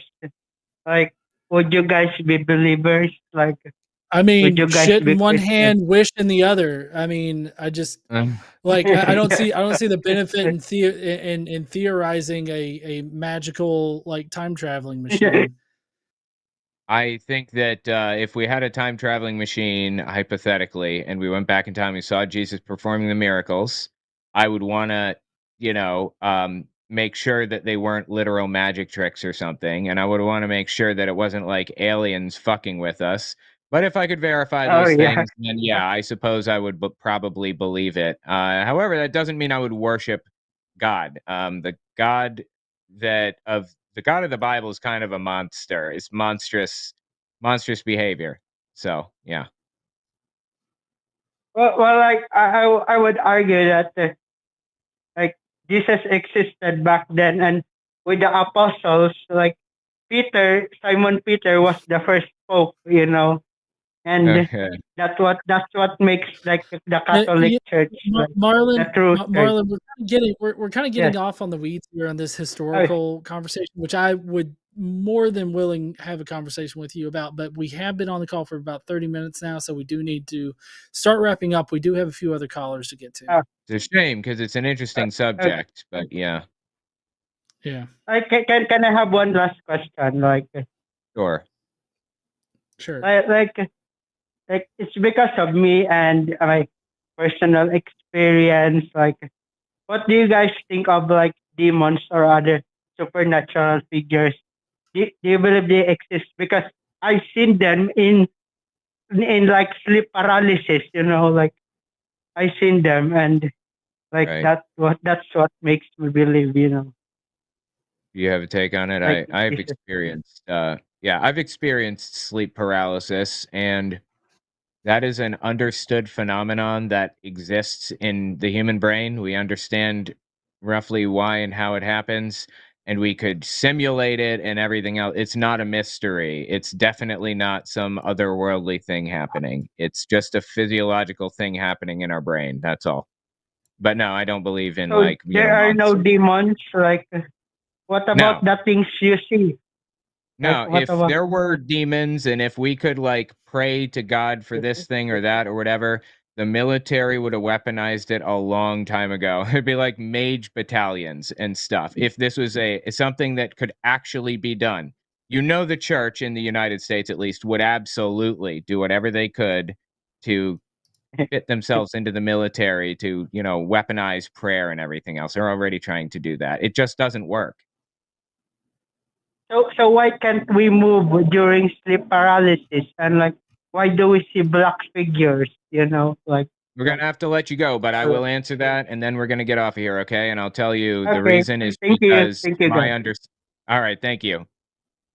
Okay, yeah, there we go. The reason, to my knowledge, is because there is an overlap between our sleep cycles and our brain releases chemicals to paralyze us while we're asleep. And when our sleep cycles overlap that way, basically we're paralyzed and we're in a semi-dream state. So sometimes we see things, hallucinations or whatever. And sometimes you don't. Sometimes it's just like a deep-seated fear that you can't like put your finger on or whatever. But yeah, it's something that's very well understood. And even if it weren't well understood, it's very clearly a scientific phenomenon that we could like understand and study more. That's all. Anyway. Yeah. And I didn't know what the answer was for the whole sleep paralysis, like how exactly that happened, but I knew that it was something like neurological or just something biological that prevent like that. That's not a big leap there. Right. All right. You want to take another? Yeah, I'm good for another. And we got another theist on the line here. We got Rilo from Chalky I'm from Aloysia. California. Whatever. Right. Hi there, Rilo. How you doing? Hey, John. Hey, Owen. Thanks for the time. Absolutely. So Good. What do you got? Oh yes, I'm a Christian, and I'm arguing for the position of Christianity, specifically the identity of the Christian God. But before I like lay down my argument, can I just ask you your history, your personal history, both of you, because I don't think I've heard it before. If you said it, sorry. If you're repeating, just have you had any experience, or did you grow up within like the operating system of Christianity? You want to lay it down, John? Sure. Yeah. I mean, I grew up Catholic and I started questioning what I believed, why I believed it. And after about a 6 or 9 month like deconstruction period, I just came away not convinced. Okay. So if I asked you like during that time, and it's okay if you don't know, but I just want to know if you could like state the Christian gospel, like what the Christian gospel message is. If it's okay if you don't know, because a lot of people who are in church don't know about it. But either of you, I mean, I know this. I know the gospel of Jesus extensively. I just don't understand why we're doing this sort of purity check to begin with. Okay, no, it's not a purity check. I just it feels like a purity check. Okay, no, it's not. It has nothing to do with purity. I'm trying to understand like your foundational knowledge. So the foundation of Christianity is okay. Well, let me answer your question. I'd say 1 Corinthians 15, the Pauline Creed would be the basic gospel of Jesus. That Jesus came, he was crucified, he died, he rose in order to absolve us of our sins. Okay, yeah, I haven't heard it that way, but what we know as the gospel is John 3:16, that God so loved the world. So our gospel revolves around love, God's love for humanity. Your gospel revolves around love. Yes. John 3:16, not my. When I say my, I mean collectively, as in the Christian operating. There are many Christian denominations out there. Many denominations, like a lot more than not, I would argue, that don't hold that as the basis for their religious belief. But okay, I get your point. Okay, so this is what the message is really. The story of God in humanity is God's love for humanity. So, and that's laid down in John 3:16. So John 3:16. Okay. Okay, can I ask a question real quick? Sorry.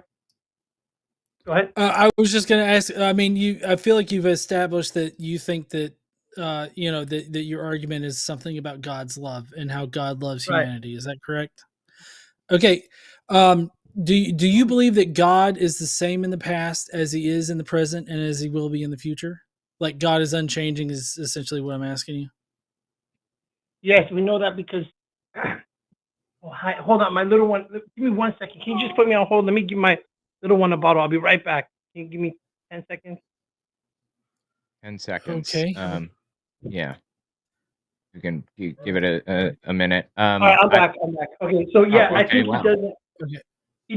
he doesn't change. And in 1 John 4:16 Okay. it says God is love. Oh, He is love. right. He always Okay. I got you. My question is where is God's love in Numbers 31? So Numbers 31, Numbers has to do with the Amalekites, right? So No, Amalekites for us the Midianites. Yeah. It's about the So Midianites. those varying tribes were hybrid humans. They were mixed Nephilim. If you know who the Nephilim were. You're justifying No, genocide? Yes. I mean, they weren't Yes. human DNA. So like, just like David and Goliath. How do Goliath you was a fool. No, how do That's- you know they're not human DNA? Like they were Midianites. Like I mean, there was just another people group out there. No, Like the but Canaanites. you have to do it. That's why I asked you your fundamental understanding of Christianity. If this is how the story goes, they were surrounded by Nephilim tribes, the Ammonites, the Amalekites, the Philistines. They were all. That's what was occurring during that time. Where in the Bible does it say that they were Nephilim? So you can see that before the flood and after the flood, Nephilim were still there in that land. No. You're giving me some kind of interpretation of it. Like it sounds like you're interpreting things. I'm asking you for Well, it's the like internal a critique verse of that our- says that the Midianites and the Ammonites and all them were Nephilim. Like, is there a Bible verse that says that? Yeah, so you can just do a Google search of Nephilim tribes around Israel, and you'll see a list of them. Do you know who Goliath was? I'll just use that as an example. That's a good example. So Goliath wasn't a human. He was a part human, part Nephilim. So that's a good example for you to understand. If that were the case, if there were quote unquote Nephilim around, and I'm guessing you're a young Earth creationist, aren't you? I have multiple degrees in medicine and science, so it's not it. That didn't answer my question. Are you the case isn't clear for that? So I'm you more in the case. Are you of a young Stephen Earth Meyer. creationist? No. So we have understanding of and we have understanding of that timeline for the universe, and it doesn't match up to like a 24-hour, 7-day period, or like 4,000, maybe for human civilization, but not the actual organic matter that's been existing for billions So of you're years. not a young Okay. Earth creationist. No, then, and I don't think the Bible gives a position on that. So there's not a position there. Okay. But what I want to say is, look, what I want to go to is my position here is that love is proof for a God, but not any God, specifically and only the identity within the Christian God, because it was only the Christian God that laid down his life in love for us, and only if you go to Romans like 13:10. I don't know if you. Okay. Hold on, but you I feel like the way that you answered my question was just simply by stating that it's okay to genocide a group No, of I gave people you as long as you think that they're Goliath. aliens. No. You have to do an internal critique. If you're critiquing Christianity, you You have to Right. learn I feel like I what is am doing an possible. internal critique. If God is love, then why in Numbers 31 does he command the Israelites to kill small children and force young virgin girls into sexual slavery? Also, if the Midianites, I'm just now thinking of this actual argument here. If the Midianites are actually Nephilim or some kind of Nephilim hybrid, why did God specify that the young virgin girls were to be taken as spoils, as plunder, so that they could be forced to marry the Israelite men? I mean, it's the same with what happened in Genesis 6 when before What? the flood. Before the flood, So does that make it you know, okay for God to force small girls into sexual slavery? I don't that understanding. Or is it only okay if you proceed to dehumanize whatever person Well, that you're here, let me talking answer about that here, and with. that makes it okay to force them into I sexual think it's your slavery? humanity that enslaves. Look around you. God is. I don't see Yeah, Jesus fuck enslaving anybody. me and all of my It's goddamn your empathy. humanity. You have so much slavery around the world. Everyone is enslaved at some time, and it wasn't Christ who had Are owned you anything. justifying Muhammad owned slavery? slaves. Yes, that's your humanity. My parents come from an atheist country in Eastern Europe. Atheism destroyed us. My grandfather was a slave to the atheist Okay. regime in Yugoslavia. So we know Okay. slavery. I don't think you know slavery, but we I don't do. It was understand under what that has to Abraham. do with anything. I don't understand why that's Well, I'm related to saying anything. It because seems his like you're position. justifying slavery and genocide right now. No, I because know. Look, I just accepting that atheists ruined your country. You you're justifying slavery and genocide right no, now. That has nothing to do with slavery anything. isn't a Christian. Isn't a Christian operating mode. If you go to Galatians, can any of you just open Galatians 5:1 and read it real quick? I already know what Very I that is. important. That's where Paul What is was it? creating the foundations for the Christian church, right? No, well, it says it is for freedom that Christ has set us free. Let me tell you something. Freedom is a concept. It's not. Okay, It doesn't. okay, Rilo, I'm sorry to interrupt you. I'm not here for a Bible lesson from you. Your It's claim, I'm important to just understand looking our at your position. claim. Hold on, I'm just looking at your claim. Your claim is one that God is timeless and that He's the same in the past as He is now and as He will be in the future. So God's demeanor and His actions and commandments in the Old Testament are directly applicable to your claim. Second part here, your claim that God's love was somehow what proves that God exists or that your Christianity is true. My coming to the conclusion that I'm coming to is that God does not represent love because of passages like Numbers 31 where he forces small girls into sexual slavery and also tells the Israelites to kill little boys and women and men that were not part of the warring segment of men. God is telling them to do these things, commit these atrocities, commit a genocide, and even in that same passage, in that same chapter, there it even has them sacrificing one out of 500, out of every 500 of these virgin girls. They sacrifice them to God. You know what it means to sacrifice to God doesn't God. accept. Wait, that's God doesn't accept human sacrifice. The Christian God He in did. that He way. did in the Old Testament.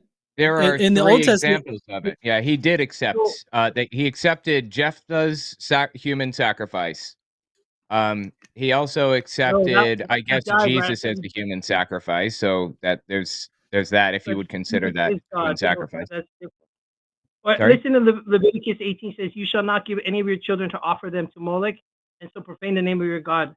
I am the Lord." So well, right. there's No. no. That's more about that. No, that's more about offering your children as a sacrifice to Molech. It's not about like the problem there is sacrificing to Molech. It's because you're not sacrificing to Yahweh. That's the problem. I can give you more in Micah. I can give you a lot of other verses. That's the whole problem with Israel. Ancient Israel started to take their patterns and behaviors from those Nephilim tribes No, that were. okay. That would no. So Rilo, that Here's would the make thing. sense. Hold on, no. But I can't allow you to gish gallop and continue with like a 5 minute rant about whatever I kind of didn't even Bible talk for lesson you 10 want to give seconds us, yet. without calling out like things as they happen. And if it were true that the Israelites were adopting practices from groups outside, then why is it that God in Numbers 31 is directly commanding 1 out of every 500 virgin girls be sacrificed to him? So you God have is to give saying that. reference for that. Can you reference that and read it for us? Yeah, it's Numbers 31, verse I think like 28 or something like that. Hold on, I'll get you the exact verse. I'm opening it. And The of course, fact there's is, Jephthah's daughter. yeah, the Sorry, fact go is ahead. that God has not just been okay with, but outright ordered pure evil shit. No matter how you look at it, like really, really evil stuff. And that conflicts heavily with him being a God of love if he is unchanging. They're the two the two gods, I'm sorry, the two like sections of the Bible, Hold on. Old Testament, New Testament, they are like The there it's covenant. almost Yeah. like they're different gods. It's almost like they're Contract. different Right. gods. And Marcion knew and recognized that in the 300s, I think, and claimed that they were two different gods and that the Christian God was the real one, I believe. Like, you know, the one in the New Testament. You have to see they're totally different personalities. No, they're Very- not. That's why I asked about your fundamental like principles of understanding Christianity, which are here either biased or lacking. What you're seeing in the Old Testament is human interactions on a human playing field. You're not seeing God in Okay. I'm sorry. I need to read this. Hold on. I God. need to read this, Rilo. I need to read this from Numbers 31, verse 25. And the Lord spoke to Moses, saying, blah, blah, blah, blah, blah. And then you get to verse 28. From the share of the warriors who went out to battle, set aside a tribute for the Lord, one item out of every 500, whether persons, oxen, donkeys, or sheep. Now, the only people that were taken were young virgin girls. So 1 out of every 500 of the young virgin girls were sacrificed to God in a burnt offering. What is it? This is directly from the Lord. So, the Lord saith unto Moses. Where did it say a burnt offering? What does it mean? What do you think it means when it says that you shall be set aside as a tribute for the Lord? And it like the group persons, oxen, donkeys, and sheep. When you gave tribute to God in the Old Testament, what did you do to the oxen, donkeys, and sheep? That wasn't tribute. Those were sacrifices for atoning of sin. That wasn't a tribute. You're mixing up. Okay. What do you think? Reading your own bias here. You're telling me that God did not demand human sacrifice as part of worship, but he demanded human sacrifice as tribute. Is that what you're arguing? I mean, I feel like you're that's reading the text as sacrifice. So what is it? Not. I don't know enough about Israeli history to. Are you kidding me right now? Really? Huh? You're kidding me, right?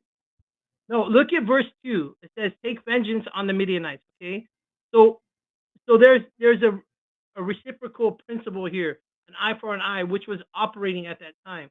So the vengeance there were already like violence that occurred from the Midianites on the Israelites. But who dictated the eye for an eye thing? Like who dictated eye for an eye? Is eye for an eye a loving thing to do? It's because of the fall. Wasn't the plan. See, you're not understanding what's occurring from the beginning. This is a fall from the potentia or the potential of what was supposed to be. We're not in the place. We were never supposed to die. So you have to understand the Christian framework of what's occurring here. Death was never supposed to occur. None of us were supposed to die. There was never supposed to be violence. There was never supposed to be eating, or killing animals, and there wasn't supposed to be this situation that we're in now. So God is dealing with us on our plane, in our reality. All right, then why is God such a colossal douchebag in the Old Testament, and he's all loving and hippie-like and happy, in the New Testament, aside from how he expects women to be treated? Why is that? Well, I think again, I think you're reading your bias. You think you're reading that into your God bias. is a nice guy in the Old Testament? Is that what you're arguing right now? God is a nice So guy in the Old Testament? if you read like some Psalms, like Psalm 34, you'll understand it constantly throughout the Psalms.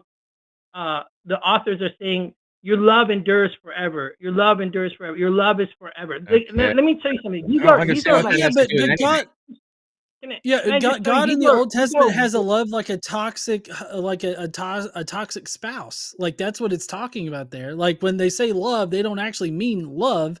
It's more akin to a toxic relationship with a spouse, where it's like, now listen, I don't want to have to backhand the fuck out of you to get you to act right, but you're making me do no, this, and I yes, love you, and so that's why I'm we gonna humans are backhand the the fuck out of toxic you. spouse, and God keeps loving us. You're not No, no, seeing no. your own. God is You're not toxic. seeing, So dude. is Do you God know all anything powerful? about Aztec, Mayan, and Inca history? How many Is God? No, children? I don't care about those cultures. We're That's talking your about Israelite humanity, culture. dude.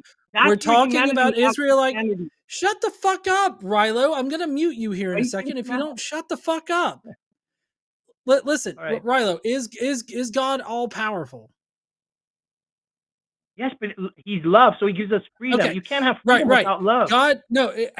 Riddle me this: if God is all powerful, why are you making an argument that makes God bound by the culture of the Israelites and what they would accept at the He's time? bound by love. He can't cross your free will. He gave you agency. He can't Then fight. His why love then is why does he binds him. directly dictate to the Israelites that they kill small children as well as take virgin girls as plunders, I as gave you my plunder, as spoils understanding. of war? I gave you my understanding that the Nephilim were surrounding for centuries. They were there. No, I'm Goliath was. sorry. There's no place where it says that they're Nephilim, and also you're Yeah, I basically gave you the saying as long understanding. as You you can accept it or dehumanize, not. you're basically saying that as long as you dehumanize your opponents, then it's okay to do whatever the fuck you want to These them, were demon including hybrids. They genocide weren't. and sexual slavery. These were demon hybrids from our understanding. These are not like human DNA. That's why there was Okay. a flood, because God saved humanity in Noah. That was the last of Then human why DNA. did God say, "Hey, take these virgin girls and procreate with them"? Because the state. That's what I was trying to tell you. I was directing you to Genesis 6.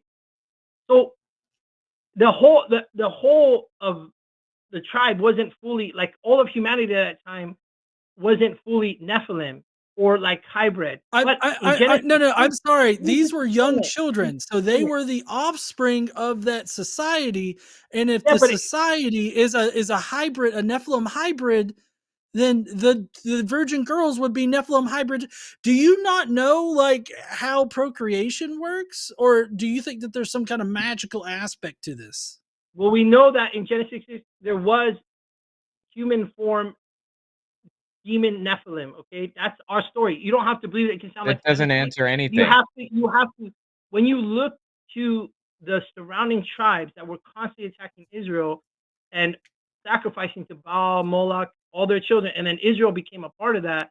You have to do this internally within our framework, within our operating system. You can't I'm look at it sorry, from your I own. am. God directly commands I'm the telling you. sacrifice of children. Yes, but you're not understanding what was who were those, what was happening at that time, who was there. I just gave you an example that Goliath was there. You're He was look, present. you're literally justifying slavery No, and I'm human not. sacrifice. You Because are. That is no, literally what you your are doing. humanity does that, dude. You literally Oh, sacrifice it's babies me. in the I'm womb every day. justifying slavery Do you because I you justify right. abortion? You're no What is different we're than them. talking about God right now.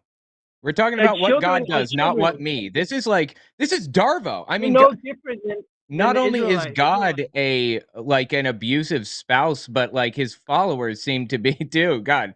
Um, I don't know what So to tell you. You are justifying slavery and human sacrifice. I don't know how you can we possibly Christians see it died any to other way. free the slaves. We freed the slaves. Atheists didn't. Jewish people didn't. Buddhists didn't. We fought in No, the no, no, no. United States. I'm sorry. If you're no, We hold on. If you're slaves. talking about Exodus, where God supposedly freed the Hebrew slaves from Egypt, do you know what directly happens like after Exodus and in the ensuing books and the ensuing chapters of Exodus? They took Like slaves.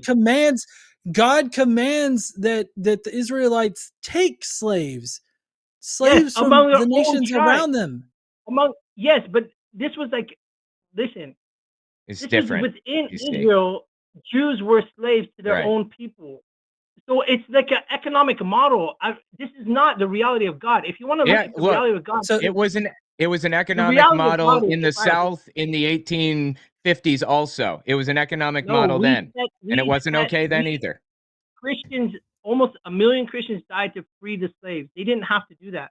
By the What does way, that have to do with again, God what enslaving people? no, what I'm telling you is the opposite. Listen, in Luke 4:18, Jesus Trying. says this. Do you know what Luke 4:18 says? He says he came to Lay it set on the me. captives free, the slaves free. Jesus came to set the slaves free. That was the whole point. That's the whole point of love. Love equals Then why freedom. did Without love, we don't have why did freedom. God command slavery then? If Jesus was just going to come No, along and free them, he's he doesn't unchanging, right? command it. First, you talked about Timothy earlier. Do you know what First Timothy 1:10 says? It says that Uh, slave traders are the same as murderers. They're held in the then same why did contempt. God ordain it? He yeah. didn't, dude. I just told you, No, Jesus no, no. is He God. literally So did. it's not slave trade. No, no. So just to correct you a little bit here in Timothy, it's not like slave traders, like just in general. The actual words used there are man stealers, and in the surrounding cultures around where the Bible was written, like the New Testament was written, and everything like that. It was there were comparable laws that forbade like kidnapping somebody and forcing your fellow citizen into slavery. So like that's just the same shit that was You mean in existing Rome? in the culture around them. No, hold on. That was Rome. Yeah. And by the way, we were the slaves. Christians were the slaves to the Jews and to the Romans. I, We were the What? dogs. We were the ones that were killed, that were fed to lions. For 300 years, we suffered the most. We never raised what a is that? sword No, against Rome. We that's a myth of didn't fight a persecution. war. Huh? Sorry. That's a myth of So persecution. Like that particular idea, like the way that you presented it, is a very popular myth that Christians have fallen to. no, Like Paul Christians were literally not tells were Christians to be good slaves.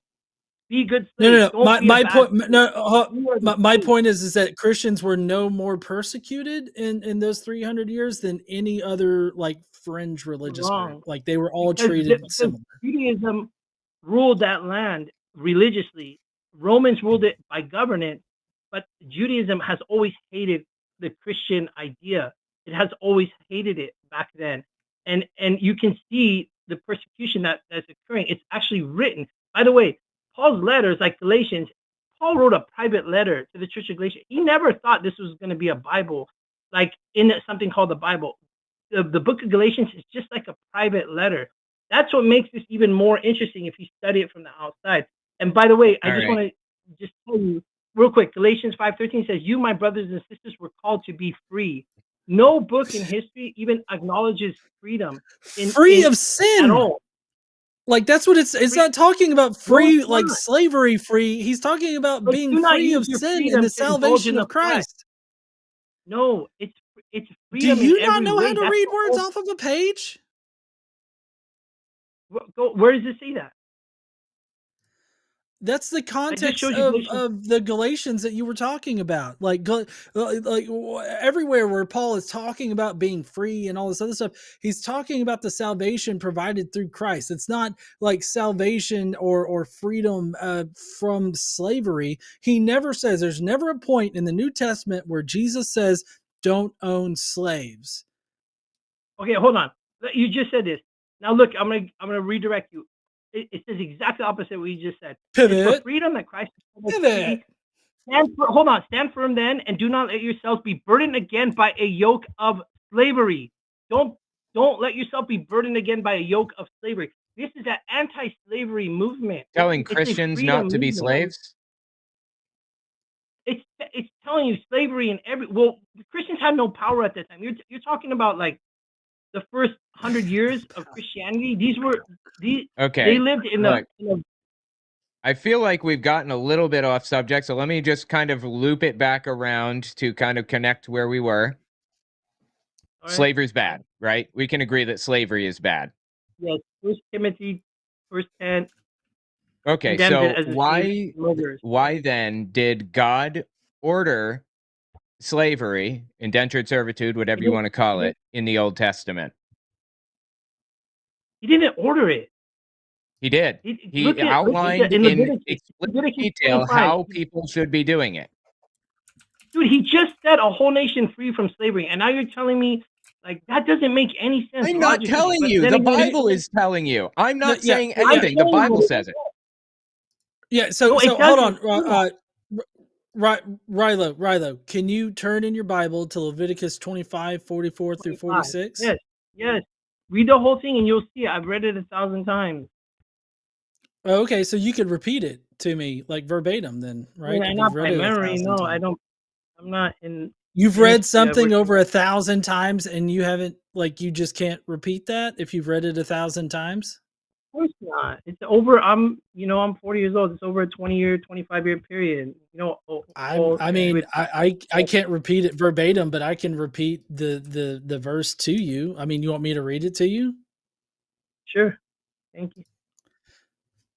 Okay. Let's see. Leviticus 25, 44 through 46. Your male and female slaves are to come from the nations around you. From them you may buy slaves. You may also buy some of the temporary residents living among you and members of their clans born in your country, and they will become your property. You can bequeath them to your children as inherited property and can make them slaves for life. But you must not rule over your fellow Israelites ruthlessly. Okay, so it's just telling that even Jews were slaves. This is the reality of humanity. This is your reality that you created. This is not God's This reality. is God's. This is God telling the Israelites that they can have slaves. Like, how is this? How is this us? Said you can buy them from your neighbor. Yes, what I'm your telling God you said that you can buy them from other nations. So the nations were selling them? That just proves my point. Israelites were buying. Humanity is wasted, dude. We are the worst. We would destroy everything. You are talking about, all right, so you think that God, all right, hang on. So you're telling me you think that God was wrong to tell people that they could own slaves. Is that what you're saying? No, he's in the reality of Israel. He's not. This is what. So was he right? Point. Was it right for God to tell them to own slaves then? No, what was right was when Christ hung out with prostitutes, healed the sick, touched the leper. That's right. That's who God is. Hanging out with prostitutes. You guys don't hang out with prostitutes. You don't take care of lepers. How does any of this? You don't know what I do in my free time. You don't know what I do in my free time. No atheist takes care of lepers. That's our job. We do that. Okay. I've never met an atheist take care of. Okay. That's just fucking dumb what you just said right there. Give me any society that's. No, I muted you. Tired of talking over you. So basically what I'm hearing, and correct me if I'm wrong there, Owen, but what I've heard from him is that basically God is restricted to operating within this time period and what's acceptable in the time period. And part of what's accepted in that time period is slavery. And so this is basically humans and their flawed nature dictating what God is allowing. Is that what you understand too? Or and God is also about love and not slavery. Yes, that's what I'm picking up. Right. Okay. All right. So Rilo, when I unmute you, I want you to come back and I want you to tell us why you think God is both all powerful but also limited in this fashion. Those are contradictory ideas. Hello? Am I on? Hello, you're back. Yeah. Okay.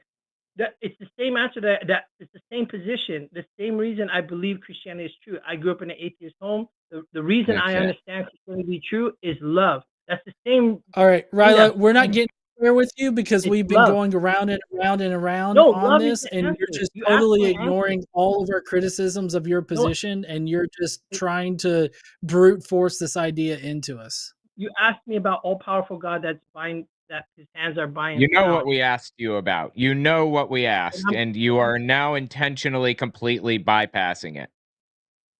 so he said it. John said it perfectly. He summarized. This was the reality of humans at this time. This is the operating system. The Bible is also Right? historical. Why is God limited by that? events. Why is Sorry? God can describe to the Israelites how to encrust his Ark of the Covenant and how to make his temple to his liking, but he can't say, "Hey, don't own slaves"? He does say that. Literally, Isaiah is telling In the you. Old Testament, where does he say that? Hold on.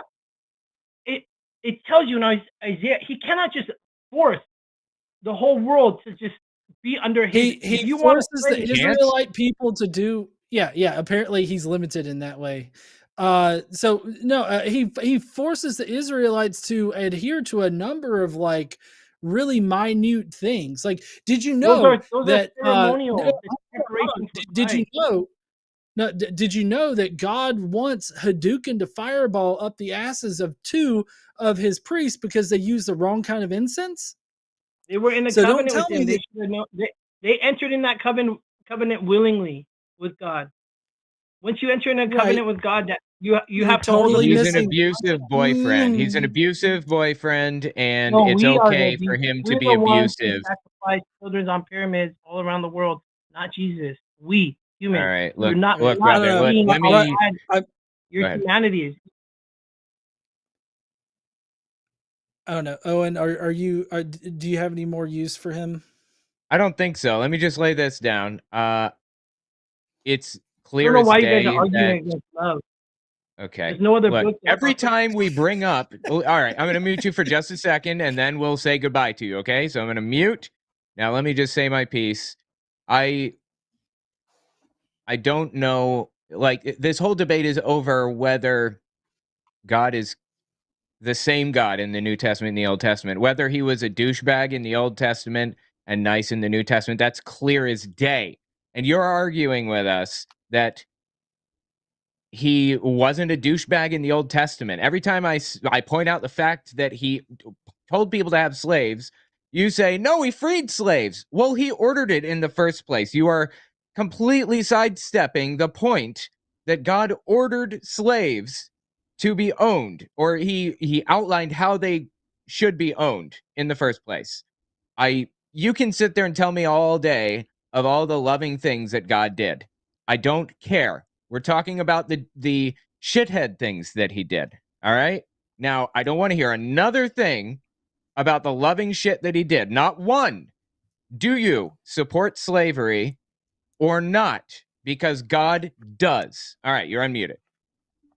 I mean, I can't just like be forced into, but that's kind of the atheist position. You can't be forced to answer for what the Bible says, is I what you're already telling gave you me. answers that Jesus came to free the slaves, but you don't want to accept it. That's Okay. in Luke 14. It's written.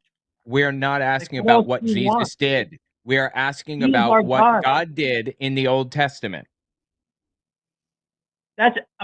It's always going to come back to we are the douchebags. Humans are the douchebags. You use that word. I Okay. don't like to use that word. All right, Like, look, I we are the appreciate your problem. time. It has Yeah, been dude. really fascinating to get a glimpse into your mindset here. We're going to have to move on to another, okay? All right, guys. Jesus loves you guys and all atheists. All Bye-bye. righty. All right, thanks. All right. Bye. Yeah. Yeah. Like the Old Testament says that God was telling people these things. I don't know what else to say. Yeah, I don't understand why he didn't like get that I was trying to say, oh, these two ideas are contradictory. Can you Yeah. please explain how you're overcoming that? And he's just like, but listen, in the There- New Testament, it just says Jesus loves you. There's no way he didn't understand. No way. Yeah. Anyway. All right. Well, we got two atheists left on the line. Do you have a preference as to which one we take? I do not. We can go in the longest waiting person if you want. Do you want me to pull him in? Yeah, sure. Go ahead. All right, we've got Mario on the line. Thank you so much for waiting for so long. Lay it on us. What do you got, Mario? Yeah, hi. This has definitely been quite a show, hasn't it? Yeah. But yeah, yeah, yeah. But yeah, where do I begin? I guess I'll just start with what I wrote down. Oh, so Okay. I'm an atheist, uh, an atheistic Satanist specifically, and Okay. I have multiple Christian friends, very progressive Christians, and all of the very casual, like, just like don't evangelize, just like live with Jesus in your heart and all that kind of variety. And yeah, and I was wondering, like um I am certainly no fan. Yeah, like, it's kind of a strange thing to talk about. Like, yeah, I am certainly no fan of organized religion in any capacity, but like I wanted to get a professional quote unquote opinion. Uh, okay, I guess my first question is, what is the general opinion on progressive Christians here? Like, eh, Do you want to lay down is that your pretty take on it, big? John? What's your take on Uh, progressive Christians? yeah. So I guess my take on progressive Christians is a bit nuanced because, like, I totally support the progressive Christians, uh, uh, I guess, effort in trying to change the religion to be a lot more progressive and a lot more accepting, and just not as bad of a religion as we've seen it in the past. I applaud them for their efforts in that, and I really hope that more Christians become more progressive, because I feel like that's the way that it needs to head if Christianity is going to survive as a religion. But on the other hand, from a purely analytical standpoint of, like, what does the Bible say, I fundamentally disagree with progressive Christians' interpretation of it, in that it seems like they cherry pick a lot more, and they take the Bible, at you know they take the Bible, and I hate to say that they twist the scripture, but they really do twist the scripture. They somehow come up with different explanations for, like, why the Old Testament reads like it does and all this other stuff. But the ultimate end goal there, I thoroughly support, and I don't mean for it to come off sounding like I disapprove necessarily of progressive Christians in their effort. I guess I just, in a nuanced way, disapprove of their interpretations of their scripture. And I think that, if they just, acknowledge how horrible the religion is, they could come to a better worldview, in general. But anyway, what's your take, Owen? Yeah, I pretty much agree. I feel like drawing a line between me and progressive Christians isn't really productive, because I feel like we're going to have to form coalitions to kind of overcome the absolute extremist nutcasery happening in the United States. And I'm perfectly fine with and even welcome working with anybody who will help fight against this, like, scourge, if you will, of Christian nationalism. So yeah, I don't have any problem with progressive Christians. I think I'm sorry, theologically, I feel like they're kind of on shaky ground with a lot of the beliefs that they have. But you know what? I'm not going to pick it apart. I'll take it. Yeah, yeah, yeah. And like, one of the things I say is, like, in fact, I think I might have originally heard it from you, Owen. Every religious person in every religion on the face of the earth cherry picks. Like, there hasn't been a single religious person in all of history who hasn't cherry picked the things they don't like, the Yeah, things they like from their religion, and discard the things they don't like. So, that's true. but yeah, I agree with the idea that, like, like, if this is a if this is going to be a key part of a person's identity, then it's at least good that they're, you know doing that. And yeah, And yeah, and another thing I wanted to ask is, I think you kind of answered this question in the process of answering the last one.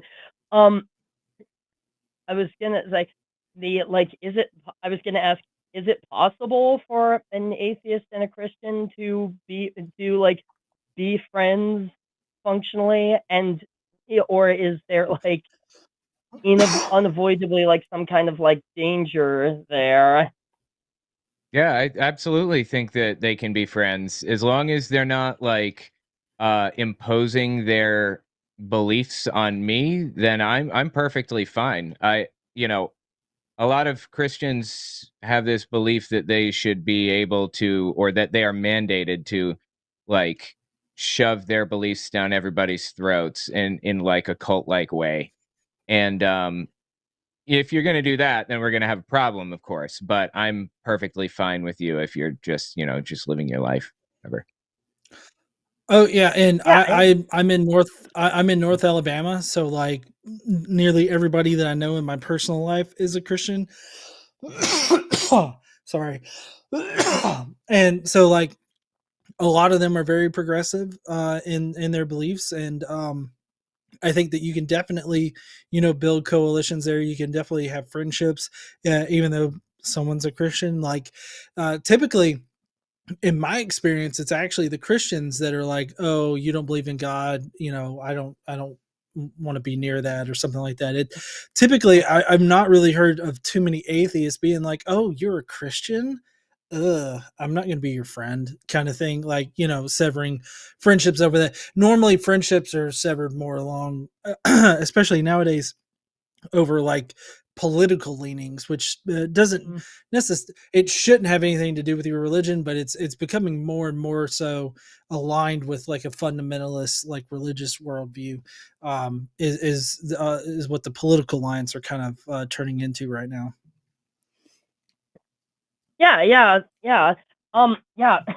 And I guess I'm, like I said, I've definitely never felt like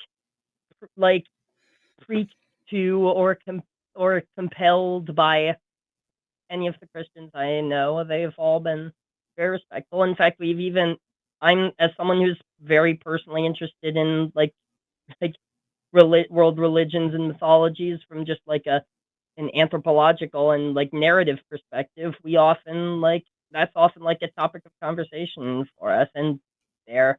And I'm glad we can like just talk about that on that basis without like in a secular way, without it having to be like a contentious thing. Absolutely. Yeah. It's gonna take a coalition of people, not just atheists, to dig our way out of what we're in right now. So yeah, I agree. Anything else you wanted to mention? I think that's I think that's probably it for now. Awesome. Thanks a lot for having me. You've really I feel like this was really helpful to me. Like, Yeah, well, personally. thank you for waiting for 2.5 hours. Sorry it took so long to get to you, but Yeah, I appreciate that. for sure. I'll see you later. All right, have a good See you one. later, Mario. All right, awesome. Yeah, that was really interesting. I guess we can pull in the final caller. Is that right? Yeah, I'm good for Moshi? that. Awesome. We've got Moshi on the line. Pronouns are they. What do you got for us, Moshi? Hey, how's my audio? Everything good? Yeah, we can hear you. Okay, great. Thanks for taking my call. Thanks for a good show. Very interesting. What's going on? Yeah, so I wanted to just ask, like, pretty generally, I have experience with Jehovah's Witnesses. I was not, like, raised, like, actually in the cult. My mom left when she was about 20, I believe, but, like, all of our family were still, like, my gran right up until the day she died. I think my grandfather too, and then the only other family I have, an aunt and uncle. So I've had some experiences of like I have been on ministry before and I have gone to meetings and stuff, but I don't have anything that was directly super traumatic happen to me inside that that environment, but I still feel like deeply traumatized by it. And Yeah. I still, when I hear people who were raised in it talk about deconstructing fundamentalism, I feel very, very strong like affinity with that experience. So I was just wondering if you like had any advice about that or could speak to that at all. Speak to people who are kind of on the outside and have a limited amount of experience, but still kind of dealt with trauma, or people who have had trauma over Jehovah's Witnesses. Yeah, the first one. Like I do feel traumatized by it, although I can't really point to any specific instance of something overtly, really traumatic happening. Yeah, the thing is with Jehovah's Witnesses and with all other cults, really, it's about controlling the way that you think and behave, and it affects people in ways that they don't even recognize until way later.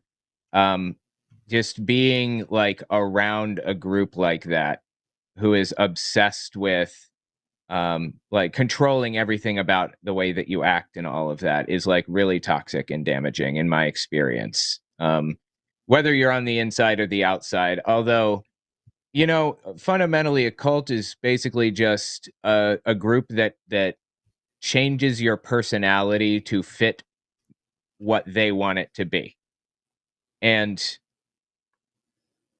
that's not limited to cults. That's abusive relationships too.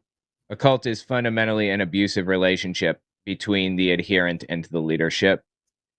So just being in any kind of situation where an abusive group or person or whatever is affecting you and trying to change you in one way or another, being tangential to it can be damaging. That makes sense? Yeah, I think that's probably really true for me. Like I do have this I have a distinct sense in my mind when I think about my childhood of how differently I had to be around those bits of family, and kind of like knowing that I was going to be stepping on eggshells and not understanding when I was going to set something off, which when you frame it like that, sounds exactly like an abusive relationship, right? Yeah, absolutely. And of course, abusive relationships come in degrees. My mom was terribly abused by my dad. The kids didn't get it quite as badly, but there's always a psychological element to abusive families, relationships, situations, whatever. So it makes sense that you would find yourself in in a situation where you don't know how to act, you don't know how to make them feel, you don't know you don't know if you're making them happy or not. And always being on edge around this family can be a lot. So I get it.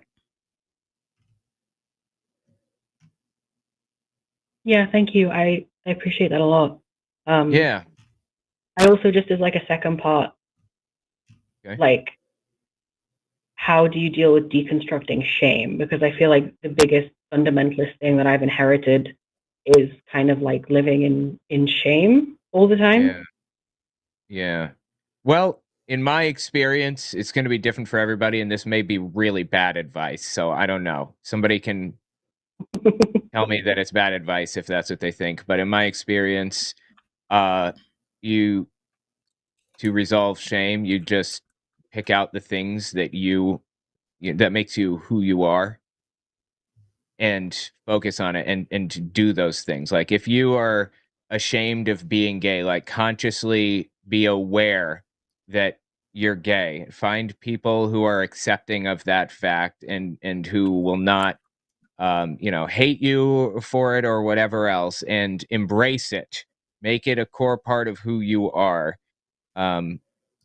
Because a group didn't want you to do that at one point, and now you are not under their thumb anymore. So learning to be who you are would be my advice. And if I can suggest one book that helped me out, was a book called Toxic Parents: Overcoming Their Hurtful Legacy and Reclaiming Your Life. I think I'm not sure if this shame and toxicity that you're talking about stem from your parents necessarily, but I think that this could probably have some pretty good ways to help you overcome, whatever kind of shameful thing that you might be feeling.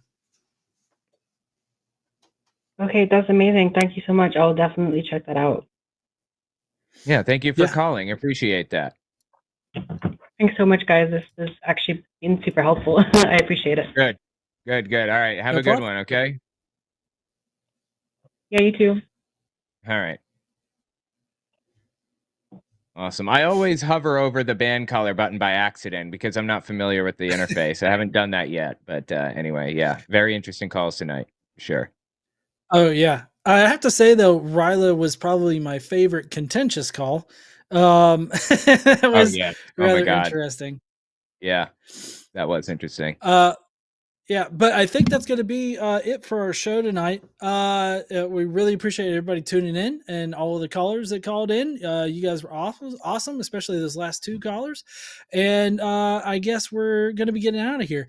Thank you so much for Arden on the back end doing the production. Thanks to call screeners and all of the moderators in the chat there. And thanks to all of our patrons. You guys are awesome.